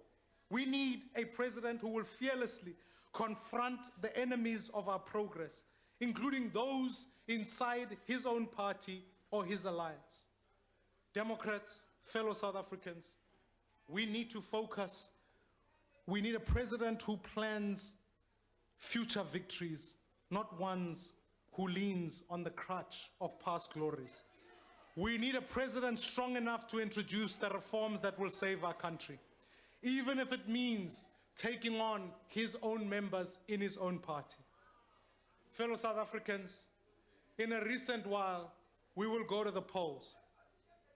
This election will be a choice about the future of South Africa or whether we will be joined and shackled to our past. Let us learn from countries who have prospered, who made a decision that it is better for us to be competitive and for South Africa to be an investment destination so our people can find work. I believe if we make the bold, tough reforms, not only will this country be a prosperous one, it can be one as a model to the world about how black people and white people can work together. I believe it's possible, and if we stand and focus on the future, we can turn the painful past that we've faced. Amorena boloke setjhaba sa heso. Nkosi sikelele Africa. God bless South Africa. I thank you very much. Honorable Cyril Ramaphosa. Thank you very much, Deputy Speaker, Honorable President, the Deputy President of the EFF and officials, and the caucus of the EFF. I send my condolences to my brother and leader, Jackson Mthembu. I can relate as a product of a domestic worker. And I hope that our Secretary General did send our condolences to your family. My brother, having said so, I think you'll find it in your heart to withdraw the quotation you have made, for because we shouldn't move from national consciousness or even from black consciousness to tribalistic consciousness. You are making a quote wanting to sound clever as you wanted to, but it was a wrong quotation. Can you imagine if we start calling each other a Zulu president, a Xhosa president, a Swati chief whip? It's a degeneration. And it is unacceptable, and I know that you are the type of a cadre that if you have made a mistake, you accept and correct that mistake. Find it in you to withdraw that quotation because it's unacceptable. Mr. President, I didn't come here with a speech. I brought your own speech which you gave during the State of the Nation. And I want to take you on it. You promised a job summit in the next few months. Nothing has happened, despite growing calls from within the ANC and outside the ANC, particularly that young people remain unemployed in our country. When you came here, you created an impression that it will be done as soon as possible. You have now postponed the investment conference instead. You have appointed an investment envoy to travel overseas to attract foreign direct investment. But I do not have a hope in that envoy, because that envoy looks like a 1996 class project regrouping. And I hope Jeremy and Blade can see what they've set our country Chair, for. order in terms of Rule 82 again. Yeah. Honorable Malema, please take your seat. I would ask the Honorable Maimane, whom I prefer to call the Honorable Malema, to please utilize Rule 82 and refer to Honorable Cronin appropriately. Thank you, Honorable Deputy Speaker. Okay. Honorable Cronin and Honorable Nzimande can see what they have set our country for, because it's clear we're going back to 1996 policies which have not worked for our country. And you know very well that the whole world is saying you cannot grow the economy with foreign direct investment only. You have to stimulate local investment that is led by the state. But we don't see that coming from you. Mr. President, you said you were going to reduce the departments and everybody else was excited and nothing has happened. You actually brought certain people back into the cabinet. The cabinet is still big, 35 ministers, 36 deputy ministers. Majority of those deputy ministers are extremely useless. Let me give you an example with a friend of mine called Kassel Matal. I don't understand why there should be Honorable Kassel Matal. Yeah. I don't understand why there should be a deputy minister of a small business. Because that department itself is so useless. And on top of it being so useless, you still add a deputy minister. It's unnecessary, it's unacceptable. I do it with Kassel because you will know that I mean no bed is a friendly fire. Because if I do so with many other, Honorable Matal. Yeah, please do that consistently now. Going forward. I will learn to do it. There is no indication. So, Mr. President, reduce the cabinet, save us money, and redirect that money to the needy department. And if you do so by removing some of your colleagues, particularly those who supported you, that will be a show of character, that you are not in it for factional reasons, but you are in it to build a capable state which will deliver with a sizable, manageable team. President, I came here and told you are bluffing about the land, and now you are wishy-washy and saying all manner of things. It's clear you are not going to expropriate land without compensation. But I need to tell you that we had issued an instruction in the EFF for people to scale down the occupation of land because we wanted to give you time. But since you are no longer clear, we have made a call and we make it even here for our people to occupy the unoccupied land. It is their land because the ANC is not going to give them land anytime soon. You demonstrated that you are not serious when you appointed Honorable Maite into land. She knows nothing about the land. And half the time she's sleeping. I know her. She just wakes up now because I'm talking about her food. If I was not talking about her food, she was not going to stand up. Honorable Malema. Every time she stands up when we speak about her sleepingness in this parliament, why appoint such a person who have no clue? Honorable Malema, you were not here yesterday. I did plead when I say take your seat, please take your seat. Just take your seat. Take your seat. Take your seat, Honorable Malema. Honorable Deputy Speaker. Yes. I'm rising on rule number 84. Yes. Honorable Silo Julius Malema is continually not using the proper address to the honorable members. Can you just withdraw from there? Thank you. Yeah. Okay. Honorable Member Malema, we have said so. Please stick to the rules. So our people must continue to occupy land. This land belongs to us. And if the ANC wants to kill our people for rightfully claiming the land, let the ANC do so. You have done it in Marikana. Do it with the people who are seeking their own land. It is their land. They require nobody's permission to occupy this land. Mr. President, you launched the YES program, Youth Employment Service Initiative, but that was a copycat program of the DA, which is going to make black young people be stuck there for mere 3,500 per month salary. And when you compare that with their own white counterpart who are getting 20,000, it's not going to work. It has failed before. Treasury itself admitted that this program will not be successful. President, Honorable Mutwaledi is not here. The state of health is shocking in this country. Half ambulances in KZN, they are not working. Half ambulances in Limpopo, they are not working. Our people are not receiving any form of public health in South Africa. And we are saying this is a priority. The ANC should be able to pause and say, What do we do to save black and African life in particular? Because those are the facilities which are being used by our people. SARS, yes, you fired Moyani. That is the only thing you have done. But I can tell you now, you will not win a case against Moyani because you handled it in a clumsy manner. We want Moyani gone. But you've got 4 charges against Moyani. One of the charges is that he has misled Parliament. The Finance Committee in Parliament today said there is no such a thing.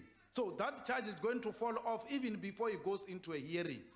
Let us do things properly, because by handling these things in a clumsy manner, it will not deliver required results. You know, President, the SIU investigators are extremely corrupt. Can I raise a point of order, please, Chairperson? Yes, okay, yeah. Yes. It is wrong to misrepresent what happened to the committee today. There was no such decision taken. No such decision. It was an open meeting. Point of order.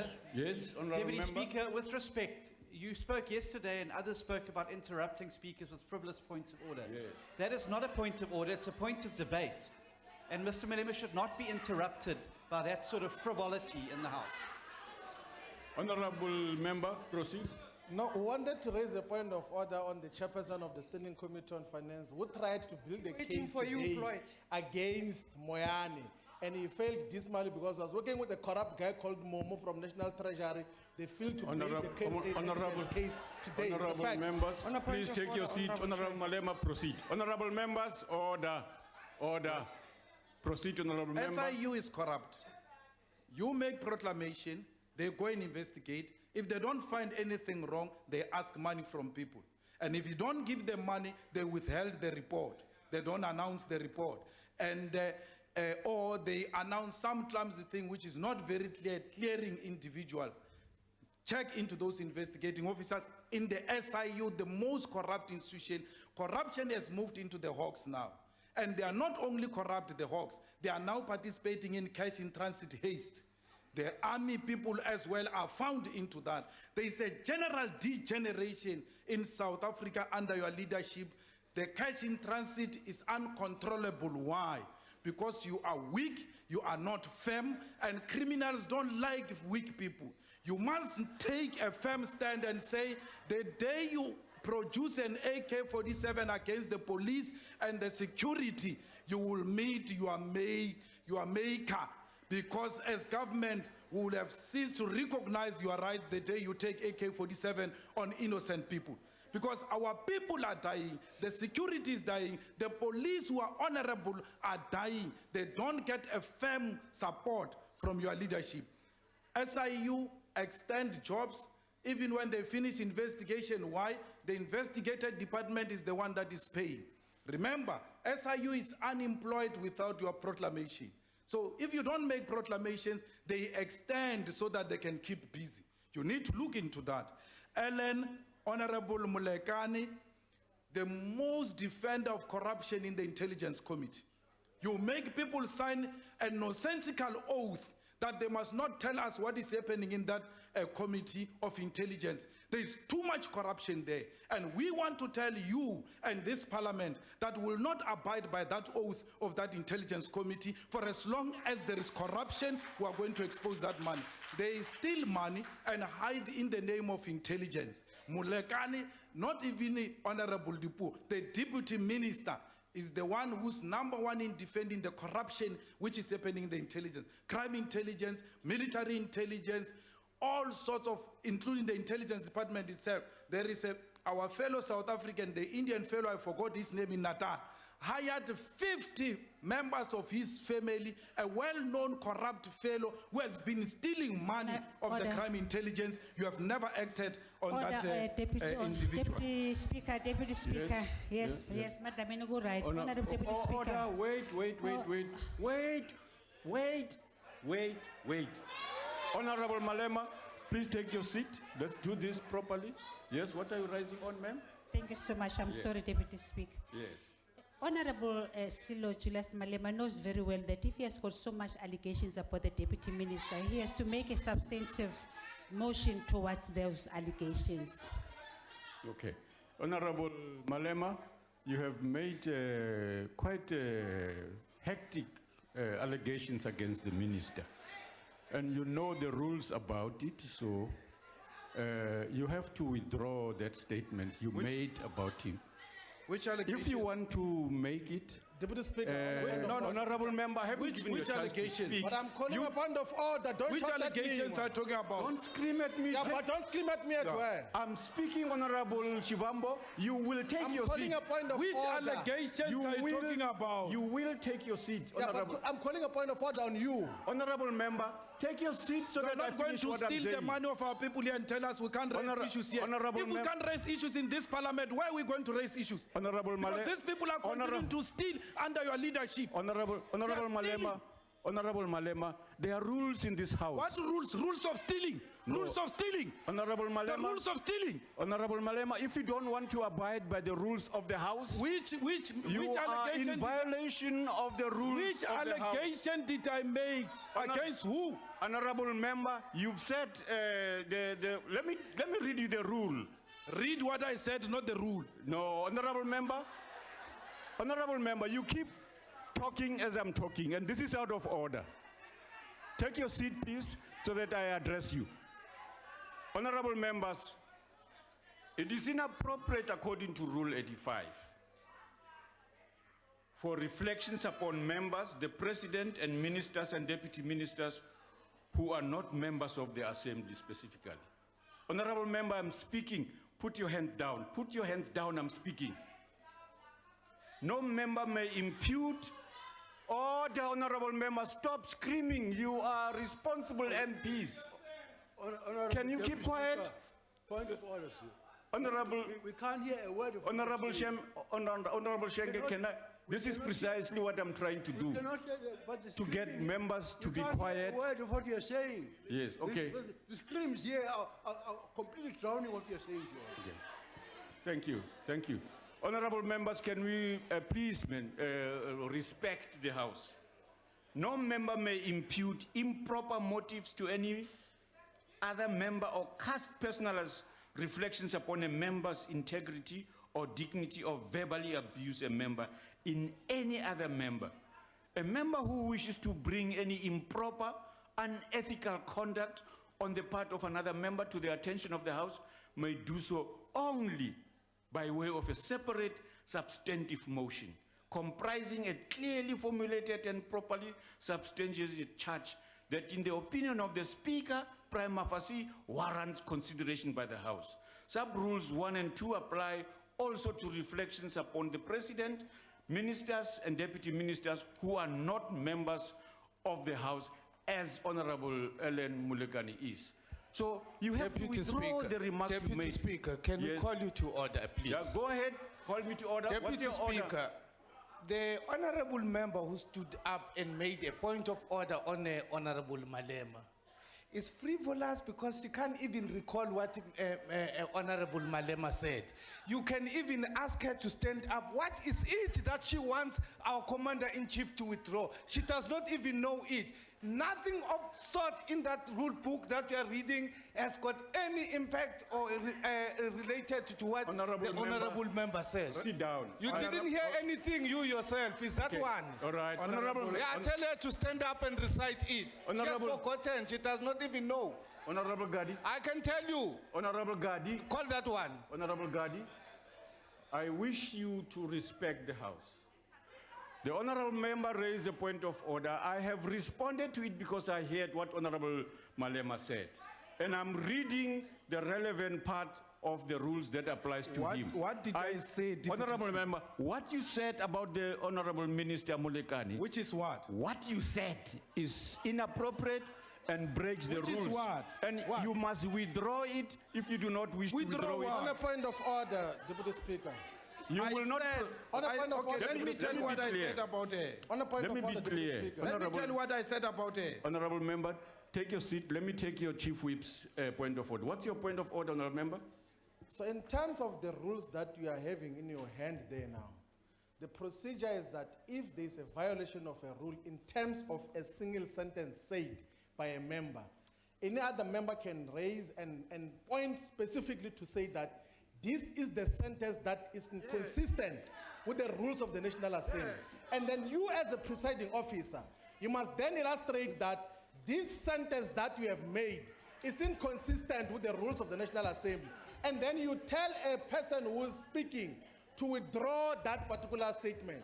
You can't then generally say that when we are exposing corruption in the Intelligence Joint Standing Committee, you must withdraw everything. How are we going to say it except through this particular parliament? What did the Commander-in-Chief say which is against the rules of the National Assembly? Point to that, and then we will then determine whether we withdraw or not, so that we can close on other issues, please. Thank you very much, Honorable Member, for your rich opinion. I appreciate it.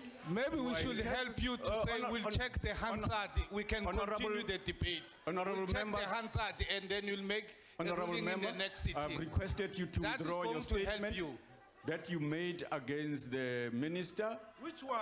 Deputy Minister, which you expressly expressed. You will withdraw it. If you don't, Honorable Member, then you are refusing to obey the rules. Deputy Speaker, I've given you a chance, Honorable. On a point of order. Deputy Speaker, on a point of order. The Secretary General of the EFF is 100% correct that if there's dispute in terms of what was said here in the House, you always have a recourse option. You can always say that we're going to get Hansard, which is an exact record of what gets said here. And then in the next sitting of the House, you can request a member to withdraw what they said in the previous sitting. It's permissible. Yes. Don't on a disputed utterances want to pass a ruling now. You can always refer it to the next sitting of the House, and then we'll challenge it ourselves in the Rules Committee before you even make a final ruling. We'll illustrate to you that the ruling that you're about to make now is inconsistent with the spirit of this House. It is consistent with the Constitution that allows us as Parliament to expose corruption and oversee the executive. So please don't rush into a ruling which is going to be unnecessary. I can feel now that you are going to try to chase the Commander-in-Chief out of a ruling which there's dispute of what was said or what was not said. Let's listen to Hansard, allow the Commander-in-Chief to conclude, and then we'll take the debate forward. Please. Honorable Malema, Honorable Shivambo, what I said is that the Honorable Member raised a point of order. I want to remind you. And I also heard Honorable Malema say, I'll just keep your heels, and it is better if you do not say the things you are saying now, because it is out of order. You are interrupting the chair. Honorable Malema, your reference to Honorable Mulekan, that she's a defender of corruption, implies that she's corrupt. And therefore it is wrong, and you must immediately withdraw that. What you impute, honorable members, you can't contest the ruling in the House. You can't contest. Deputy Speaker, I withdraw. On the point Thank you very much. Deputy Speaker, I withdraw. Let's proceed. Honorable member, take your seat. Let's please. proceed. Yes. Because I must deal with these things before you chase me out. I'm not going anywhere. I'm here. Now, the oath that our members are made to take, they actually are being asked to cover up corruption. There are leasing buildings, these people. They can't tell you how many square meters. They can't tell you where the building is. They just give you an amount. This is how much we are going to pay for a square meter. And when you try to investigate that, they say it's a classified information. How can a square meter be a classified information? So we need to expose these types of shenanigans which are going on in the intelligence communities. President, you promised a comprehensive package of services to women and children. The Minister of Women is going to speak here because we are not hearing anything about how we are going to empower women, particularly a girl child. Young girls are being killed in South Africa. Men have declared war against women. But the government does not have a clear strategy on how they are going to deal with that. Young women do not have sanitary towels. They want to be helped. And talking of this, Mr. President, it reminds me of a question I have for you. Where is the First Lady? Because you never go anywhere with the First Lady. You never engage in any program that seeks to give us a good image of a president with a family. Some of these sanitary towels programs should be taken up by our beautiful First Lady. We hope there is no crisis, Mr. President. Mr. President, your finance minister is not the type of a guy we all think he is. We wrote a letter to the finance minister asking him who proposed him as a deputy minister of finance and who made him minister of finance. And when he was deputy minister, who did he promise the businesses? And when he was in the position of minister, did he make those follow-ups on those businesses he promised those people who made him a minister from the PIC? I wrote him a letter. I want him to answer honorably because I've got the time, the minutes, and where the meetings have taken place. So he's not the type of guy we think he is. He's extremely dangerous, and when this information comes, you will all be shocked that he is corrupt as hell. Honorable members, I would like to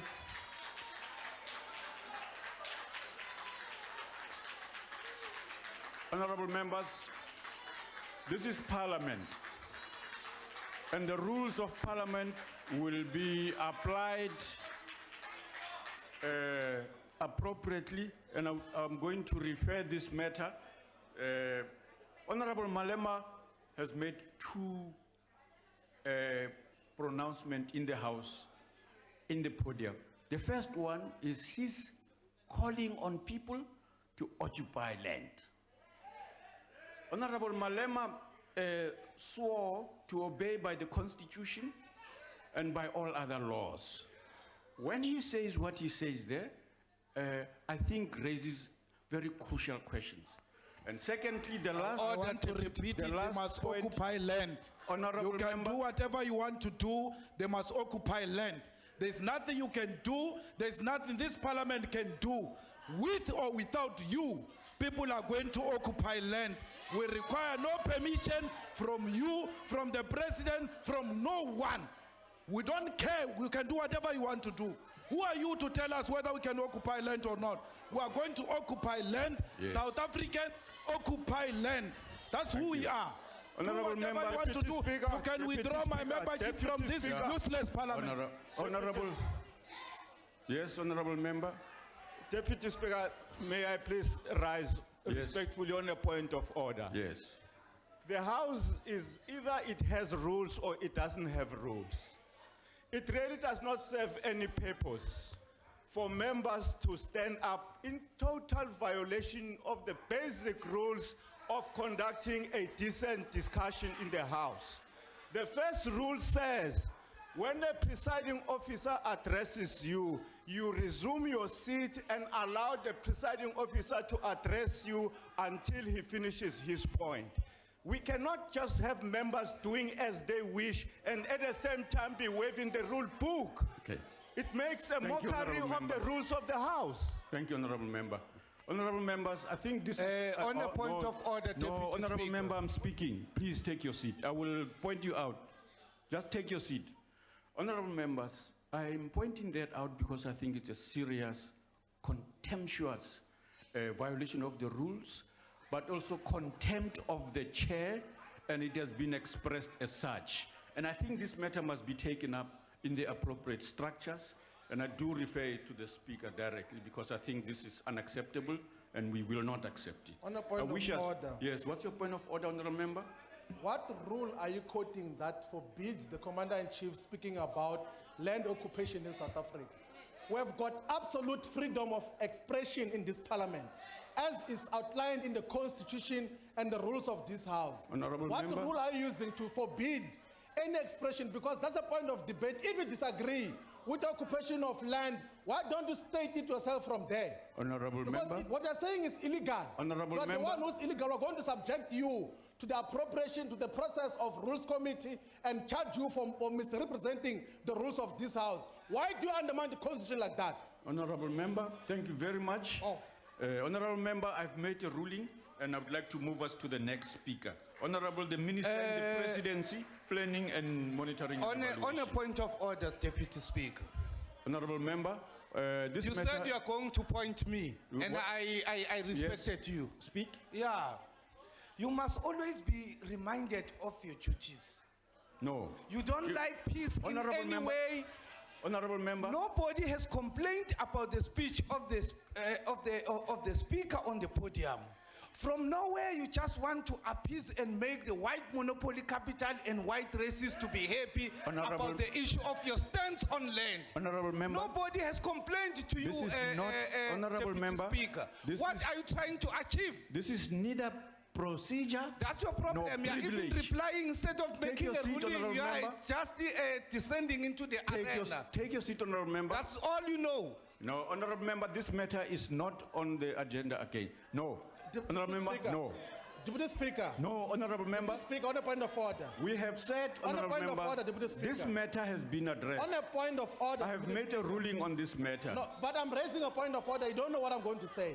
Honorable Member, I've You raised... don't know what I'm going to say. You can't say I've ruled on an issue that I'm still going to speak about now. Honorable Member, Let's make a simple illustration to you. The rules of the National Assembly. You can only pass a ruling when another member has called the point of order on what is said there. You are not there to interfere and put sentences and commas on the statements of members of parliament. You have got no right like that. You have got no such permission. The Constitution doesn't allow you. So don't allow your subjectivity to undermine this process of land debate. If you want to express your views, go and express it wherever you're going to express it, but not interfere with speakers when they speak here.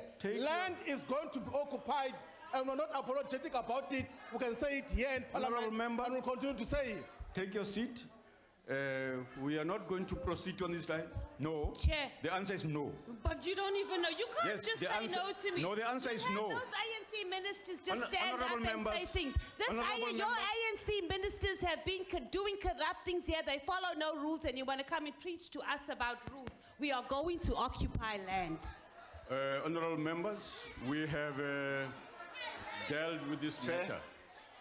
We have dealt with this matter, honorable members. I don't know what you are debating. Chair. We don't know what you are debating. Chair. Honorable members, all of you take your seats. Chair. Take your seat, honorable members. Chair. I want to speak to you. Take your seats. I want to make a point. No. Take your seats. That land is going to be occupied by our people. It's going to be occupied. Honorable member, you are being contemptuous On a point of the rules On a point of order. of the chair and of what I have said on this matter. Yeah. Point of order, sir. Honorable Schengen. Sir, I was just asking whether the rules don't give you power to actually deal with the situation. We really cannot have a Tower of Babel situation here and have you, sir, not use your powers, which are enshrined in the rules. I don't think it's right for you not to use your powers, which you have. On a point Honorable of order, members. Deputy Speaker. Yes. On a point of order, Deputy No. Speaker. On a No. point of order, Deputy Speaker, it's my okay. hand have been long up and you are ignoring me. You have seen me. My hand have been long up, Deputy Speaker. Honorable members, I have On a exhausted. point of order, Deputy Speaker, I demand to speak here. I'm a member of Parliament. I demand to speak here. My hand have been long up and you have been ignoring me. We will occupy unoccupied land, and that is a fact. Let me and whether point you out to are you. cowardice to raising- do it, EFF members must do it. The communities must do it. They must take it. Honorable My member. hand was up. You are This is- ignoring me. Honorable Why are you member. ignoring me? Honorable member. I'm a member of Parliament just like you. Honorable member, listen to the chair. No point of order may be raised in response to a considered ruling in terms of sub-rule 5. You continue to do that and you are violating the rules. No, honorable member. Point of order, Slan. I have, no. Second, Honorable Slan. member, no, you are not going to be allowed. No, If you insist, honorable members, if you insist, Uzongikhomba kodwa. No, it's not going to happen because it is clear you are all Kanti raising wena the same. kuyangijabulisa nima ubona abantu bakini abamnyama benganawo umhlaba. Kuthini mawusuka e-airport babona abantu behleli kabuhlungu. Ukhombisa ukuthi nina nidayise ngezwe la ngabantu bakini. Ibhlungu lento eniyenzayo. Honorable members. And umhlaba sowuthatha ngenkani. Honorable members. We are sick and tired. Nathi bayaphuca omkhulu bethu kabuhlungu bayofakwa ematsheni. Honorable member. Ungadlali ngathi wena. Take your seat. Honorable members, we are proceeding now. Deputy Speaker, can we raise a motion of no confidence on you? You get out of the chair, the Speaker goes back. You are degenerating the House. Every time you sit there, there must be something wrong with you. Can you please just get out here? Madam Speaker, you are proper. Ever since Zuma left, you are proper. This one will go. I think, honorable members, you are violating. You must go. And I request you that you go, honorable members. All of you. All of you. Honorable members, you are screaming, all of you, and I see you, and I suggest that you go. I request the Sergeant at Arms to escort members to leave the House.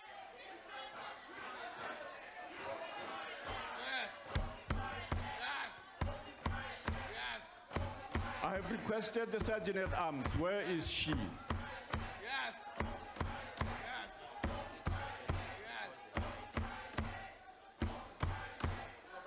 Emma, Honorable Shivambo, Honorable Matthias, Honorable Ntlangwini, Honorable Gadi, Honorable Mhlongo, Honorable Mashabela, Honorable Kaula. Please leave, honorable members, as requested. If you don't want to, we will request the protection services to assist the Sergeant at Arms to lead the members out of the House.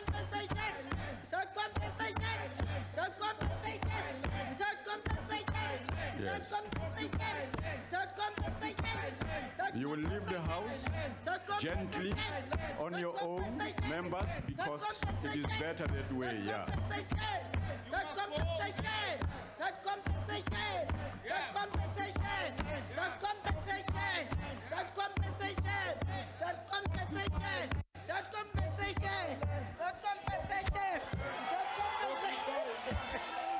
You can stay on your seat and preside over the whites of the DA because you want just to impress them. Yeah, use that position. Honorable members, we will switch off the mics. Please go. Please go.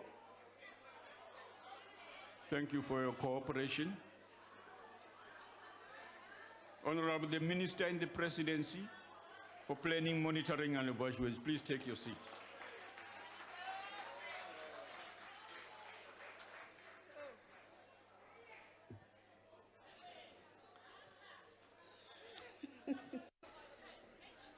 Honorable Speaker and Honorable Deputy Speaker, Honorable the President of the Republic, His Excellency Cyril Ramaphosa, Excellencies Ministers, Deputy Ministers, Honorable Members, Directors General and of government officials. It is my great pleasure to make a contribution to the President's budget vote speech. During the year when we are celebrating the centenaries of our stalwarts of our liberation struggle, Mamuno Ntsikelelo Albertina Sisulu, a fearless champion of human rights, Nelson Mandela, the first president of the Democratic Republic. We celebrate Masulu under the theme, A Woman of Fortitude, whilst President Mandela's centenary is organized under the theme, Be the Legacy.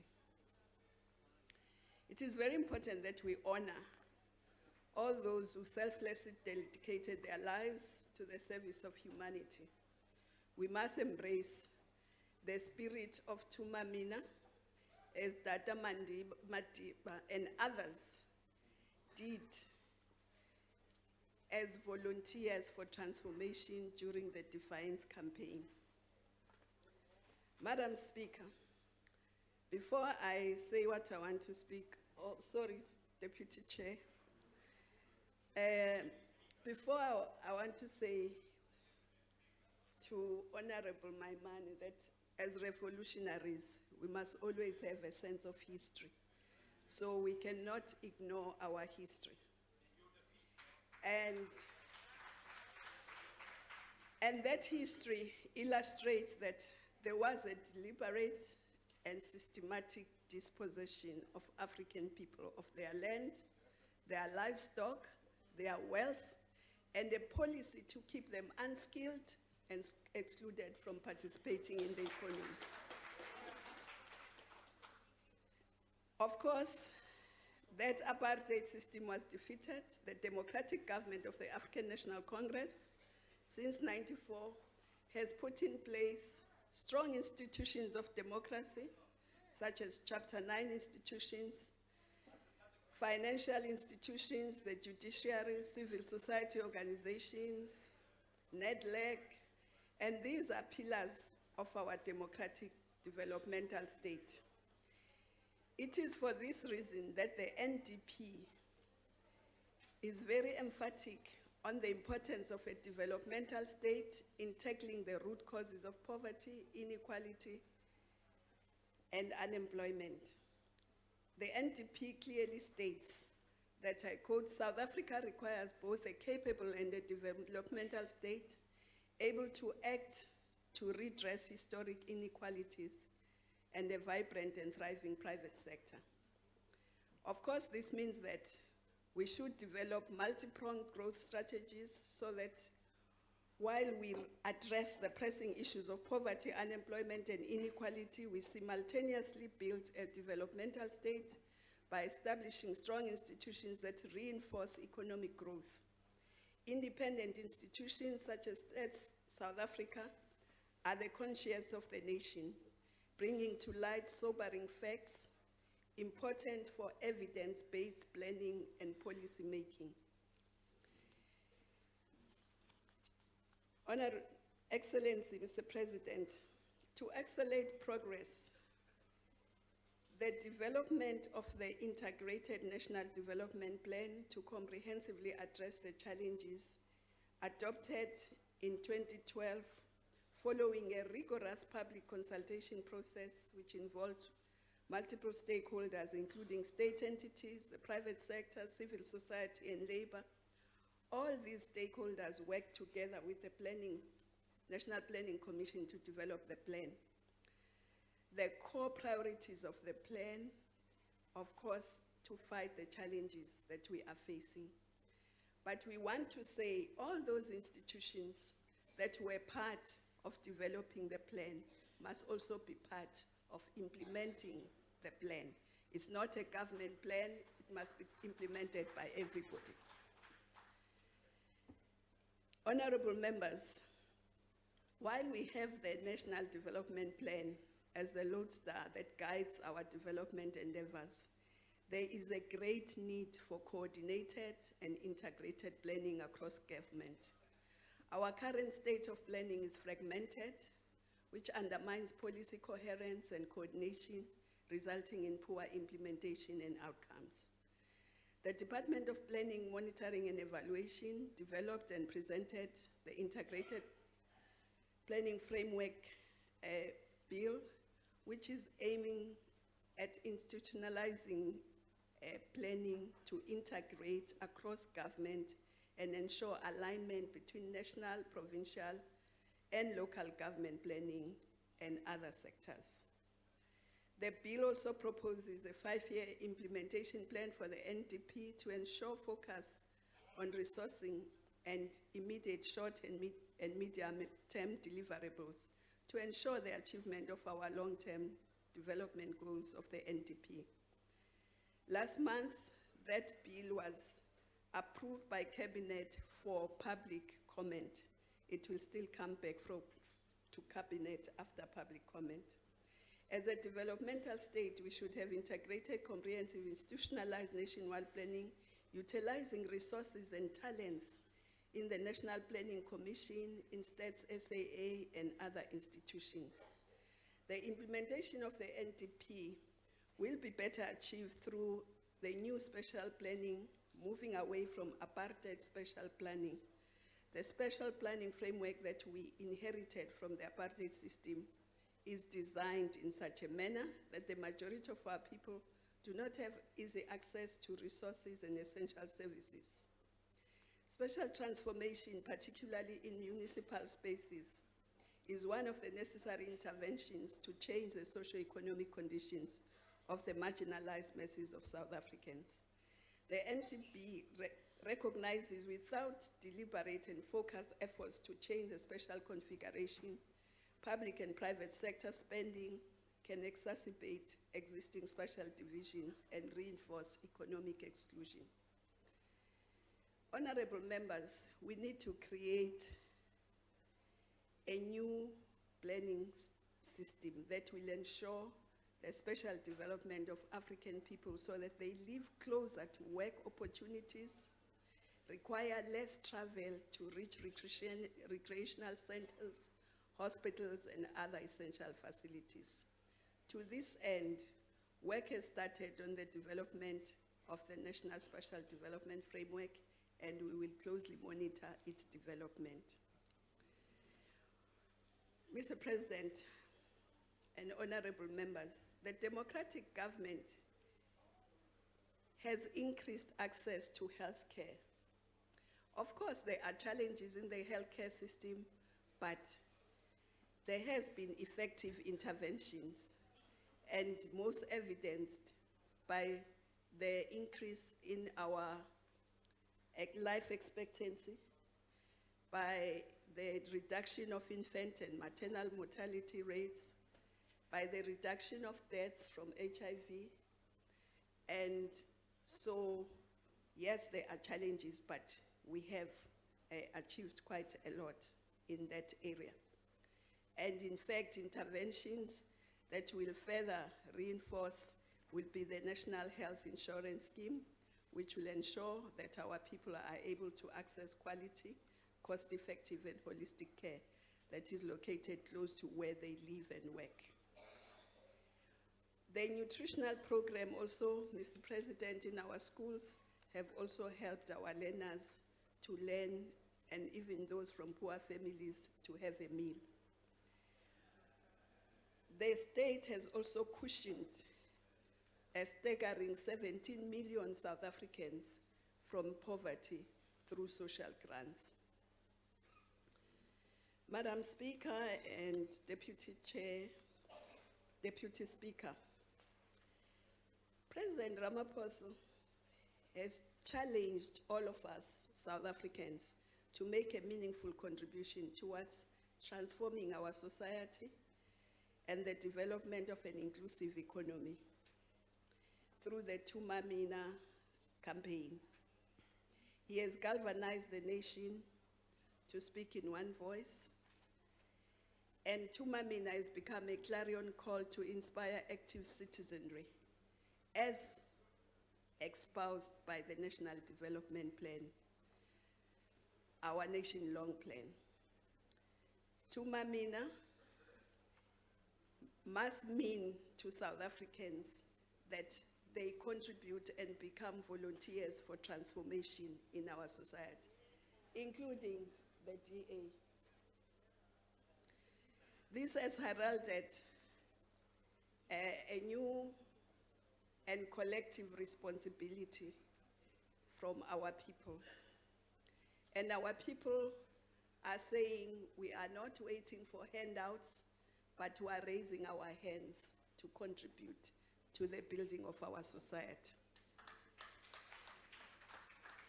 Honorable Speaker and Deputy Speaker, a radical shift in the manner and pace in which we do things is urgently needed if we are to meet any of our targets articulated in the NTP.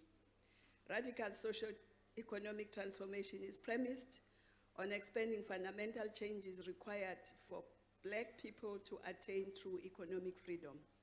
At the core of this program is the creation of decent work, accelerating shared and inclusive economic growth, transforming the structure of production and ownership of business enterprises. The citizens must be the allies of the radical socio-economic transformation. We need to make the relevant investments in order to achieve this. We must invest in our most precious resource, which is our people. A skills revolution will be important if we are to implement radical socio-economic transformation, especially in the science, technology, engineering, maths, research, innovation, and entrepreneurship. And of course, we need to invest in vocational training and efficient artisans. Skills revolution will also be needed if we are to play a meaningful role in the fourth industrial revolution. We need to equip our people with knowledge and resources so that they can actively contribute to our growth and development as a nation. The most defining factor in our development endeavors will be this massive skills revolution, of which young people must be the primary architects. We believe that innovators and entrepreneurs have the potential to boost economic growth, increase employment, and reduce poverty and inequality. Young innovators and entrepreneurs stand to contribute immensely in the creation of millions of jobs that we need for the realization of an inclusive economy. Madam Speaker and Deputy Speaker, as the President indicated earlier, we are not blind to the challenges that still remain in this country.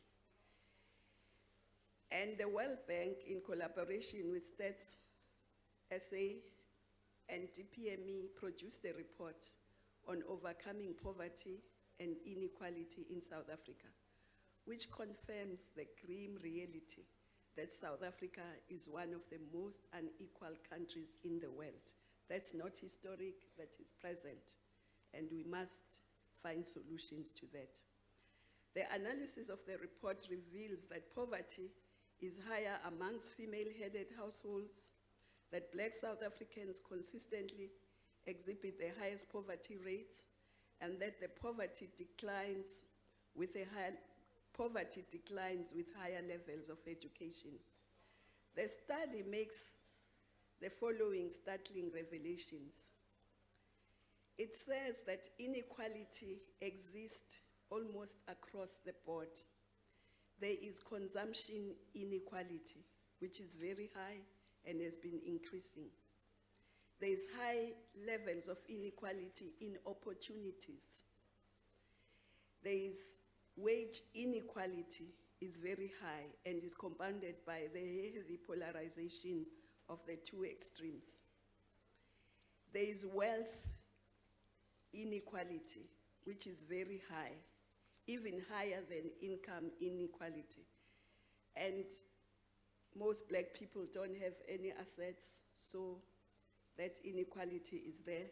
But what is worrying most is that the intergenerational mobility, ordinarily in any country, one generation, the next generation gets better than the previous one. But in South Africa, that intergenerational mobility is not there. There is a vicious cycle of poverty in families and generations. So indeed, this is a very difficult problem that we must be determined to change. Our policy interventions to address the current conditions should include, I've already mentioned skills revolution, accelerated rollout of social and affordable housing, expanding basic services in the underprivileged settlements. It also illustrates that labor income remains the most important source in reducing the level and depth of poverty over the period of 2006 to 2015, whilst income from social grants was the second most important. In rural areas, income grants was by far the largest contributor to reducing the poverty gap. It also illustrates that whilst racial lines continue to determine poverty and inequality levels, the skills and labor market incomes are an increasingly important determinant to deal with these challenges. The NDP states that South Africa requires both a capable state and a vibrant and thriving private sector. So, Mr. President, your efforts in trying to create this vibrant private sector have to be doubled, and we all have to put our shoulders in the wheel to make sure that this happens. Madam Speaker, the development of the Integrated Planning Bill is intrinsically linked to the Cabinet's decision to mandate DPME and National Treasury to develop an annual budget prioritization framework. The mandate paper is a significant step in the integration of government across spheres. The objective of this document is to establish the strategic framework of decision-making on budget priorities that are required to advance the goals of the NDP. The mandate paper focuses on strengthening the three key levers of the NDP implementation: growing the economy, enhancing the capabilities of South Africans, and building a capable state. It ensures that the various national departments, provinces, and local government align their budgets with the goals of the NDP. In our endeavors to monitor government performance and to set new targets for the remainder of the NDP, we will produce the 25-year review as the basis for our development strategies. The 25-year review is of particular significance as it will inform the implementation of the next medium-term strategic framework covering the period 2019-2024. Mr. President, we are also mindful of the fact that there are a number of factors that remain obstacles in the attainment of our objectives. These include service delivery challenges that cause significant discomfort and inconvenience to our communities. We are doing our best to attend to all the pressing needs of our people. Over the past week, we had consultation with various stakeholders across the Northwest Province where there were violent protests. Although the issues are very complex and diverse, we are convinced that they are not insurmountable. With every crisis we face, we must always draw lessons. Our experience in the Northwest demonstrates quite clearly that the challenges that our society faces are intertwined and need an integrated approach for effective governance of our institutions for service delivery. It also raises the need, as you yourself, Mr. President, indicated, that our monitoring and evaluation experts must continuously monitor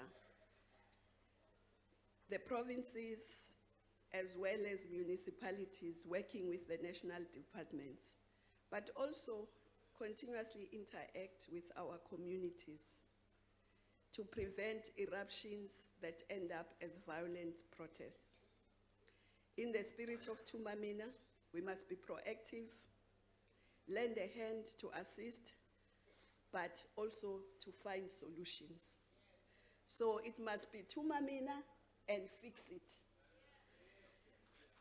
And fix it. Mr. President, in order for us to realize Madiba's dreams of a selfless society, where everyone contributes towards the creation of a better life for all, his words still echo today when he said, I quote, "There can be no greater gift than that of giving one's time and energy without expecting anything in return." And therefore, our people are galvanized to doing this, working for the nation, volunteering, and making sure that we can fix things where it's possible. Mr. President, it is very important for all of us to ensure that we restore hope and dignity to our people. And we are in the process of doing that, but we must also remember that our people are not passive recipients of services. Our people must feel that they are part and parcel. They are given the capacity to be part and parcel of changing their own situations. As I conclude, Madam Speaker, I would like to reiterate the call for all South Africans to contribute towards the betterment of our society. We might be of varying religions, ideologies, political persuasions, but we claim allegiance to one nation. Let us join hands and work together towards the creation of a better and a more prosperous South Africa. It is through working together that we can propel our nation to prosperity, to greatness. I thank you. Honorable Buthelezi.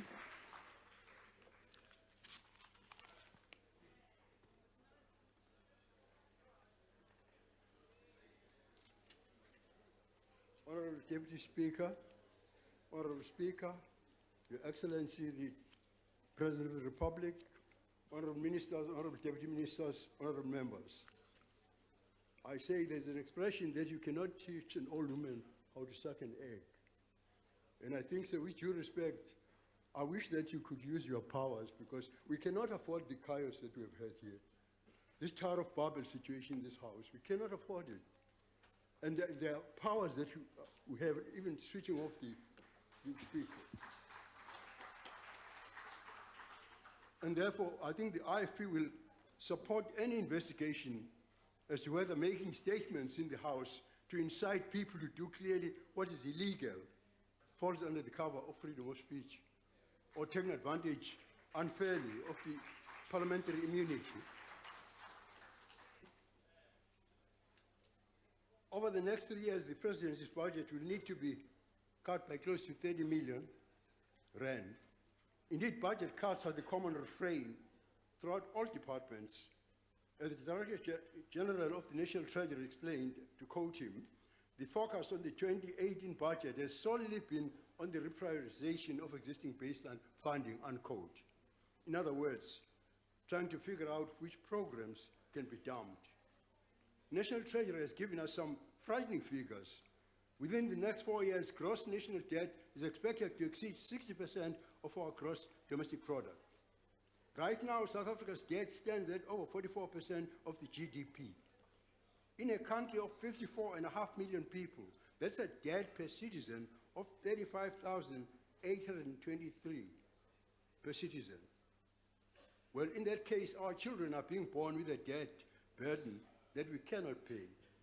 And according to the President's annual performance plan, if we are to stabilize debt below 60% of GDP in the next decade, we'll need to implement spending cuts of tax hikes of around 40 billion.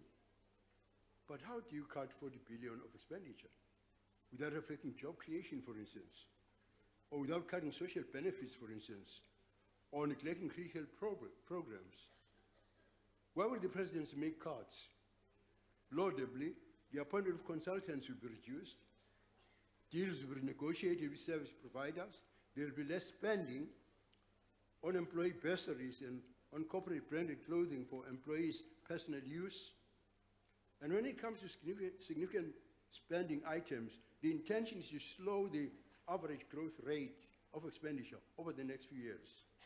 Indeed, in the medium term, communication will actually have a negative growth rate. And where expenditure on computer services grew at over 40% in the last 3 years, in the next 3 years, it will grow by just 0.5%. Nevertheless, computer services will now take up more than 24% of total budget for goods and services. Why? Well, it's impossible to know because once again, we have not had the privilege of interrogating this budget in an oversight committee. That would have allowed us to pose questions to the Director General before coming to this House.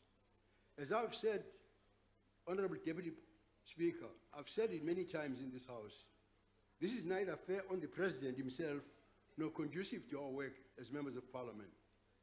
Honorable Speaker, considering the number of Constitutional Court rulings on the centrality of parliamentary oversight, we cannot afford to keep ignoring this shortcoming. It must be finalized in the Rules Committee so that the officials in the Presidency can be interrogated by an oversight committee like any other government officials. Why can't the Presidency budget be scrutinized by the oversight committee like just any others? It would allow us to ask whether an assessment has been done of all the legal costs accumulated under the former president, for example. We could also ask whether the cost-saving measures to curb travel and subsistence expenditure are really effective. Travel and subsistence eats up a biggest part of the goods services budget. Indeed, it is only significant spending item that is out of sync with the trend of slowed down spending. It just keeps on growing. The new cost-saving measures suggest how far things went on the wrong direction. They include business class tickets only being purchased for qualifying officials, accommodation and subsistence expenditure being limited to maximum allowable rates, and the utilization of negotiated discounted airfares. It sounds as though the bare minimum is only being done now. Honorable Shenge, ngicela uyivale baba. Sisiphelile isikhathi sawo ibovu usuyayibona iclock lapha sibovu siphelile isikhathi. Thank you.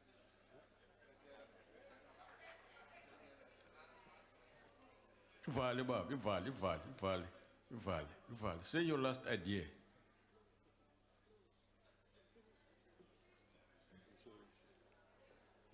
I was just closing it. I'm sorry. You know, you'll find out one day when you get to my age that as you get on, your hearing is affected. Your Excellency, I appreciate the efforts being made by the Presidency and by all government departments to cap unnecessary expenditure. I only agree with the Leader of the Opposition when he says that if we don't rein SARTU, this country is finished. And I would like also lastly to say, Honorable Deputy President, that we supported the amendment of the ANC during the debate on land merely because of the amendment, because we felt that we need to be cautious about it. And I think that, Mr. President, that we are a hard-beaten politician. Don't mind being called a coward and all those things. I mean, the thing that you are talking about, that we need to entice investors into this country, will not happen if we don't handle this issue properly. Okay. So my only question then is that when belts are further tightened, as they will need to be, we are careful to sacrifice the frills rather than the substance. With that caution, the IFP supports this budget. Thank you. Honorable Kubisa.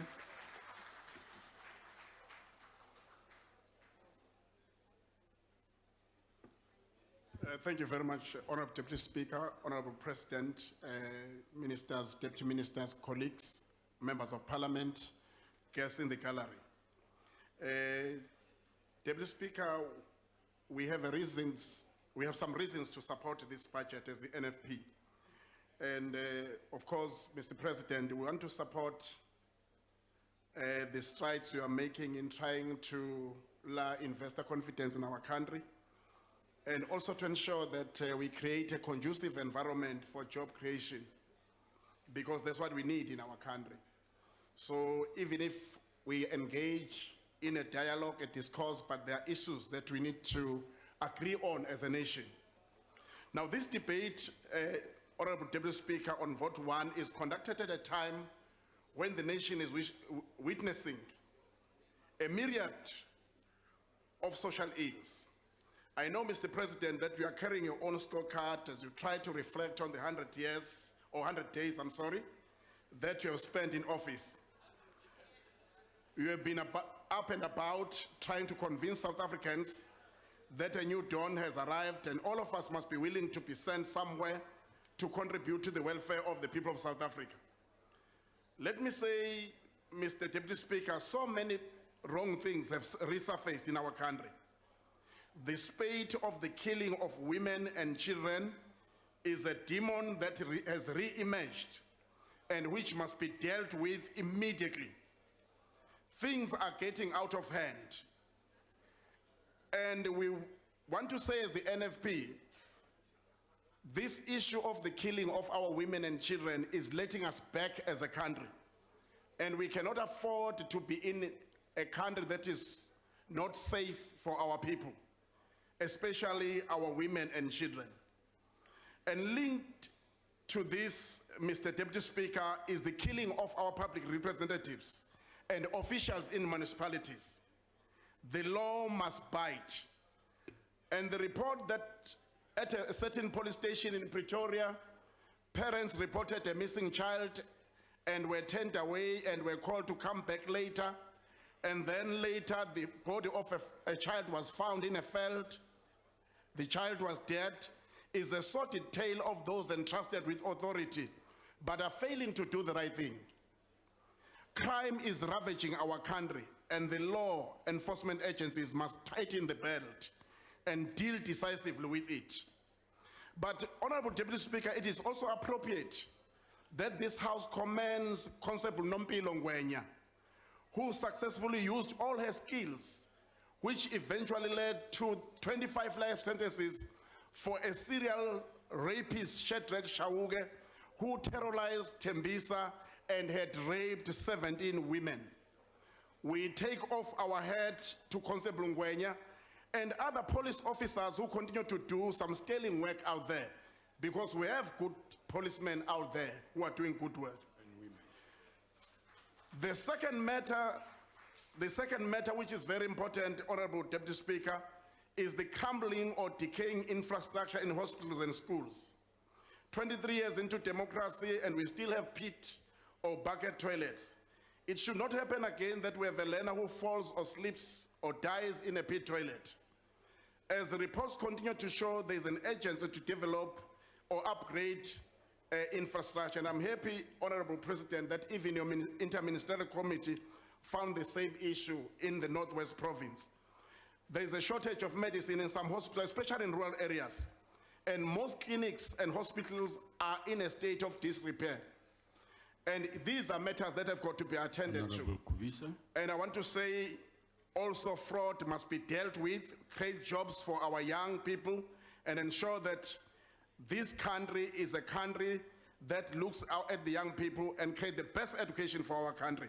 Thank you very much, Deputy Speaker. Thank you. Honorable Tseke. We support the budget.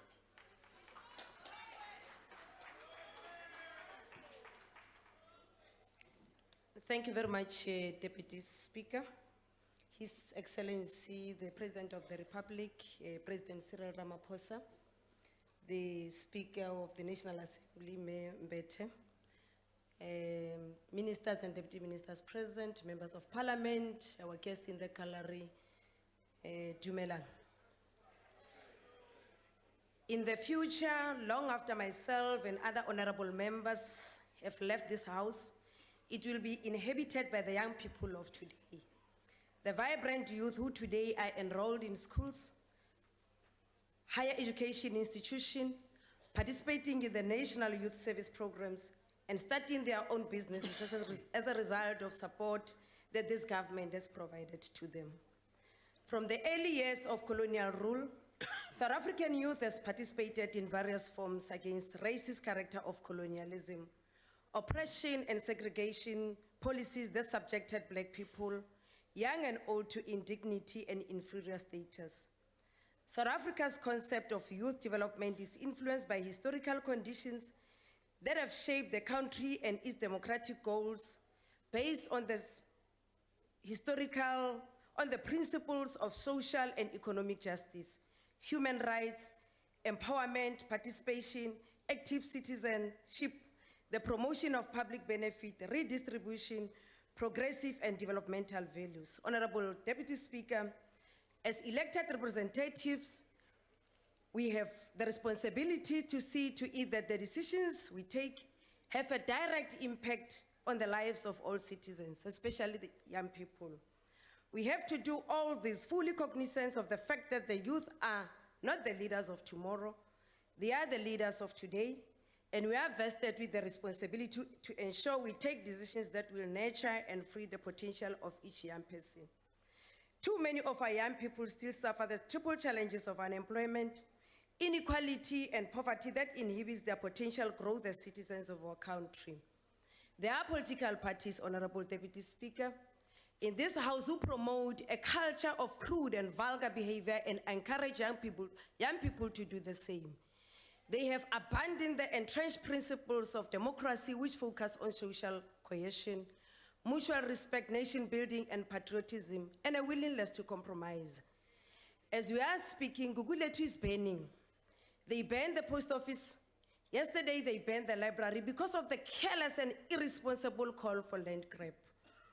Honorable members, the DA is trying to present an image of a holier-than-thou party, always pointing fingers. Yet, his party's record in Metro, where they govern with the EFF support, is dismal.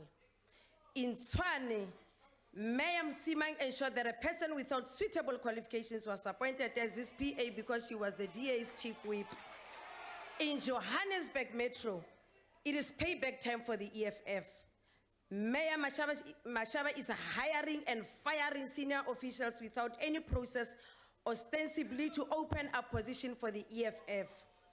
In the Western Cape, the DA compels those who have qualified for appointment to senior positions to first sign up DA membership. If they decline, they are shown the door.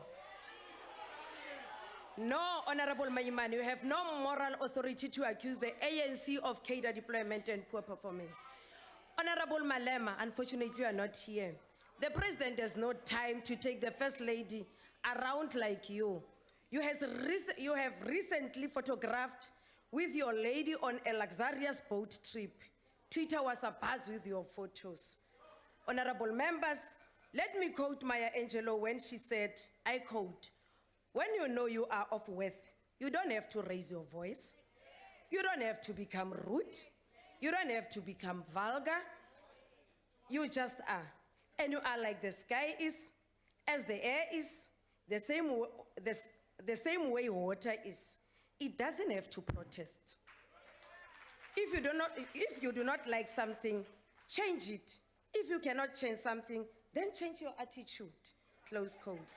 Honorable members, I wish to bring to your attention that there is a government agency solely focused on youth development, which is providing hope to the young people of South Africa. The NYDA is an agency led by young people for young people. We should also dispel the myth and the propaganda that has been perpetuated by the media and opposition parties. For a long time, our people has been fertilized.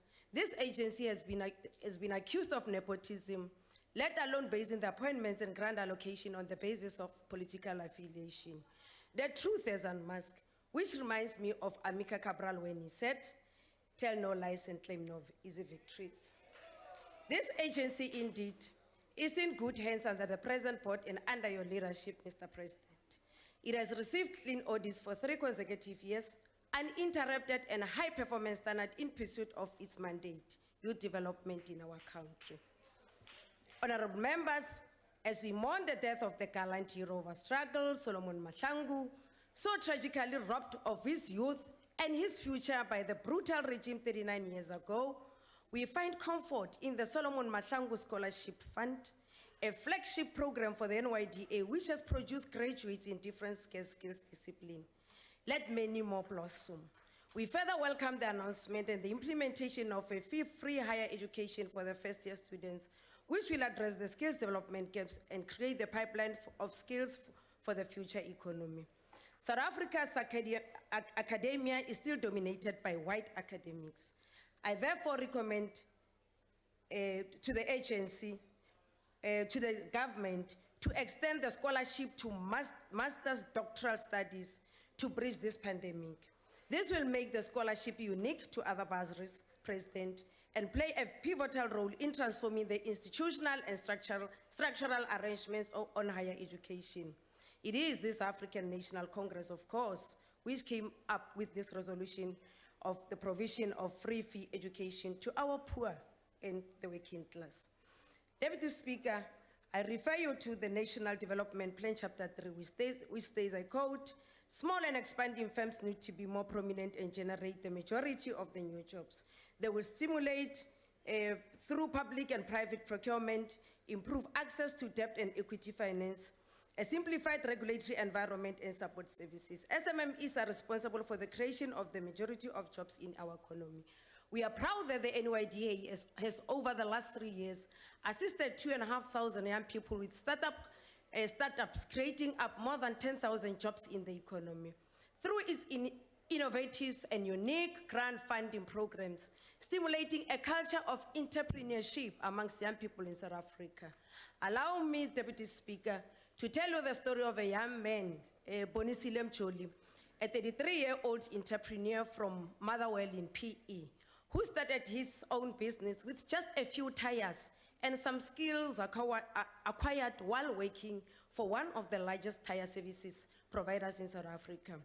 Now Bonisile is the proud owner of All Sharp Tire Fitment, Sales and Repair Center. Bonisile took the first step and hooked into an NYDA branch office in PE, where he received help on how to grow his business. He received a business grant to the value of 48,000 rand and a business support services that took his business to the next level. Among the many successful stories of the NYDA grant funding is the story of Shadrach Sithole. After 4 years in the corporate world, Shadrach from Johannesburg could no longer ignore the burning desire to build his own fiber optic legacy. He was given funding to the value of 43,999 to purchase equipment as well as a business plan voucher to assist his business, Silverberg World Infrastructure. The business offers a variety of services such as IT support, network design, and cybersecurity, and currently boasts 27 employees. This is a good story to tell. We applaud Bonisile and Shadrach and many more young people who are always at the forefront of youth development. Statistics suggest that up to 75% of these businesses are successful 2 years after the disbursement, thus strengthening the case for greater investment in the young people. Honorable members, these are the stories of ordinary young South Africans doing extraordinary things through the hand that this government, of course, led by the African National Congress, has extended to them. Let me quote a great revolutionary, Ernesto Che Guevara, when he said, "The revolutionary is not an apple that falls when it is ripe. You have to make it fall." Honorable Deputy Speaker, whilst the agency continues to do good work, there is a general outcry from young people about its visibility and accessibility, more especially from the rural youth, those that are marginalized from our society. We therefore welcome the 3-year plan of the NYDA to open the offices in all district municipalities of our country. Having gone through their APP of the agency, they've committed to open 15 offices in the current financial year in different provinces. Priority given to rural provinces. We will monitor as members of parliament and support this noble commitment very closely as members of parliament. We call upon municipalities to provide the infrastructure for NYDA to extend its reach to young people. We further commend this entity for taking this bold initiative within its current funding limitation, and that they are establishing these sites through provincial and local government partnership rather than creating new costs for the fiscus. We are indeed a government at work.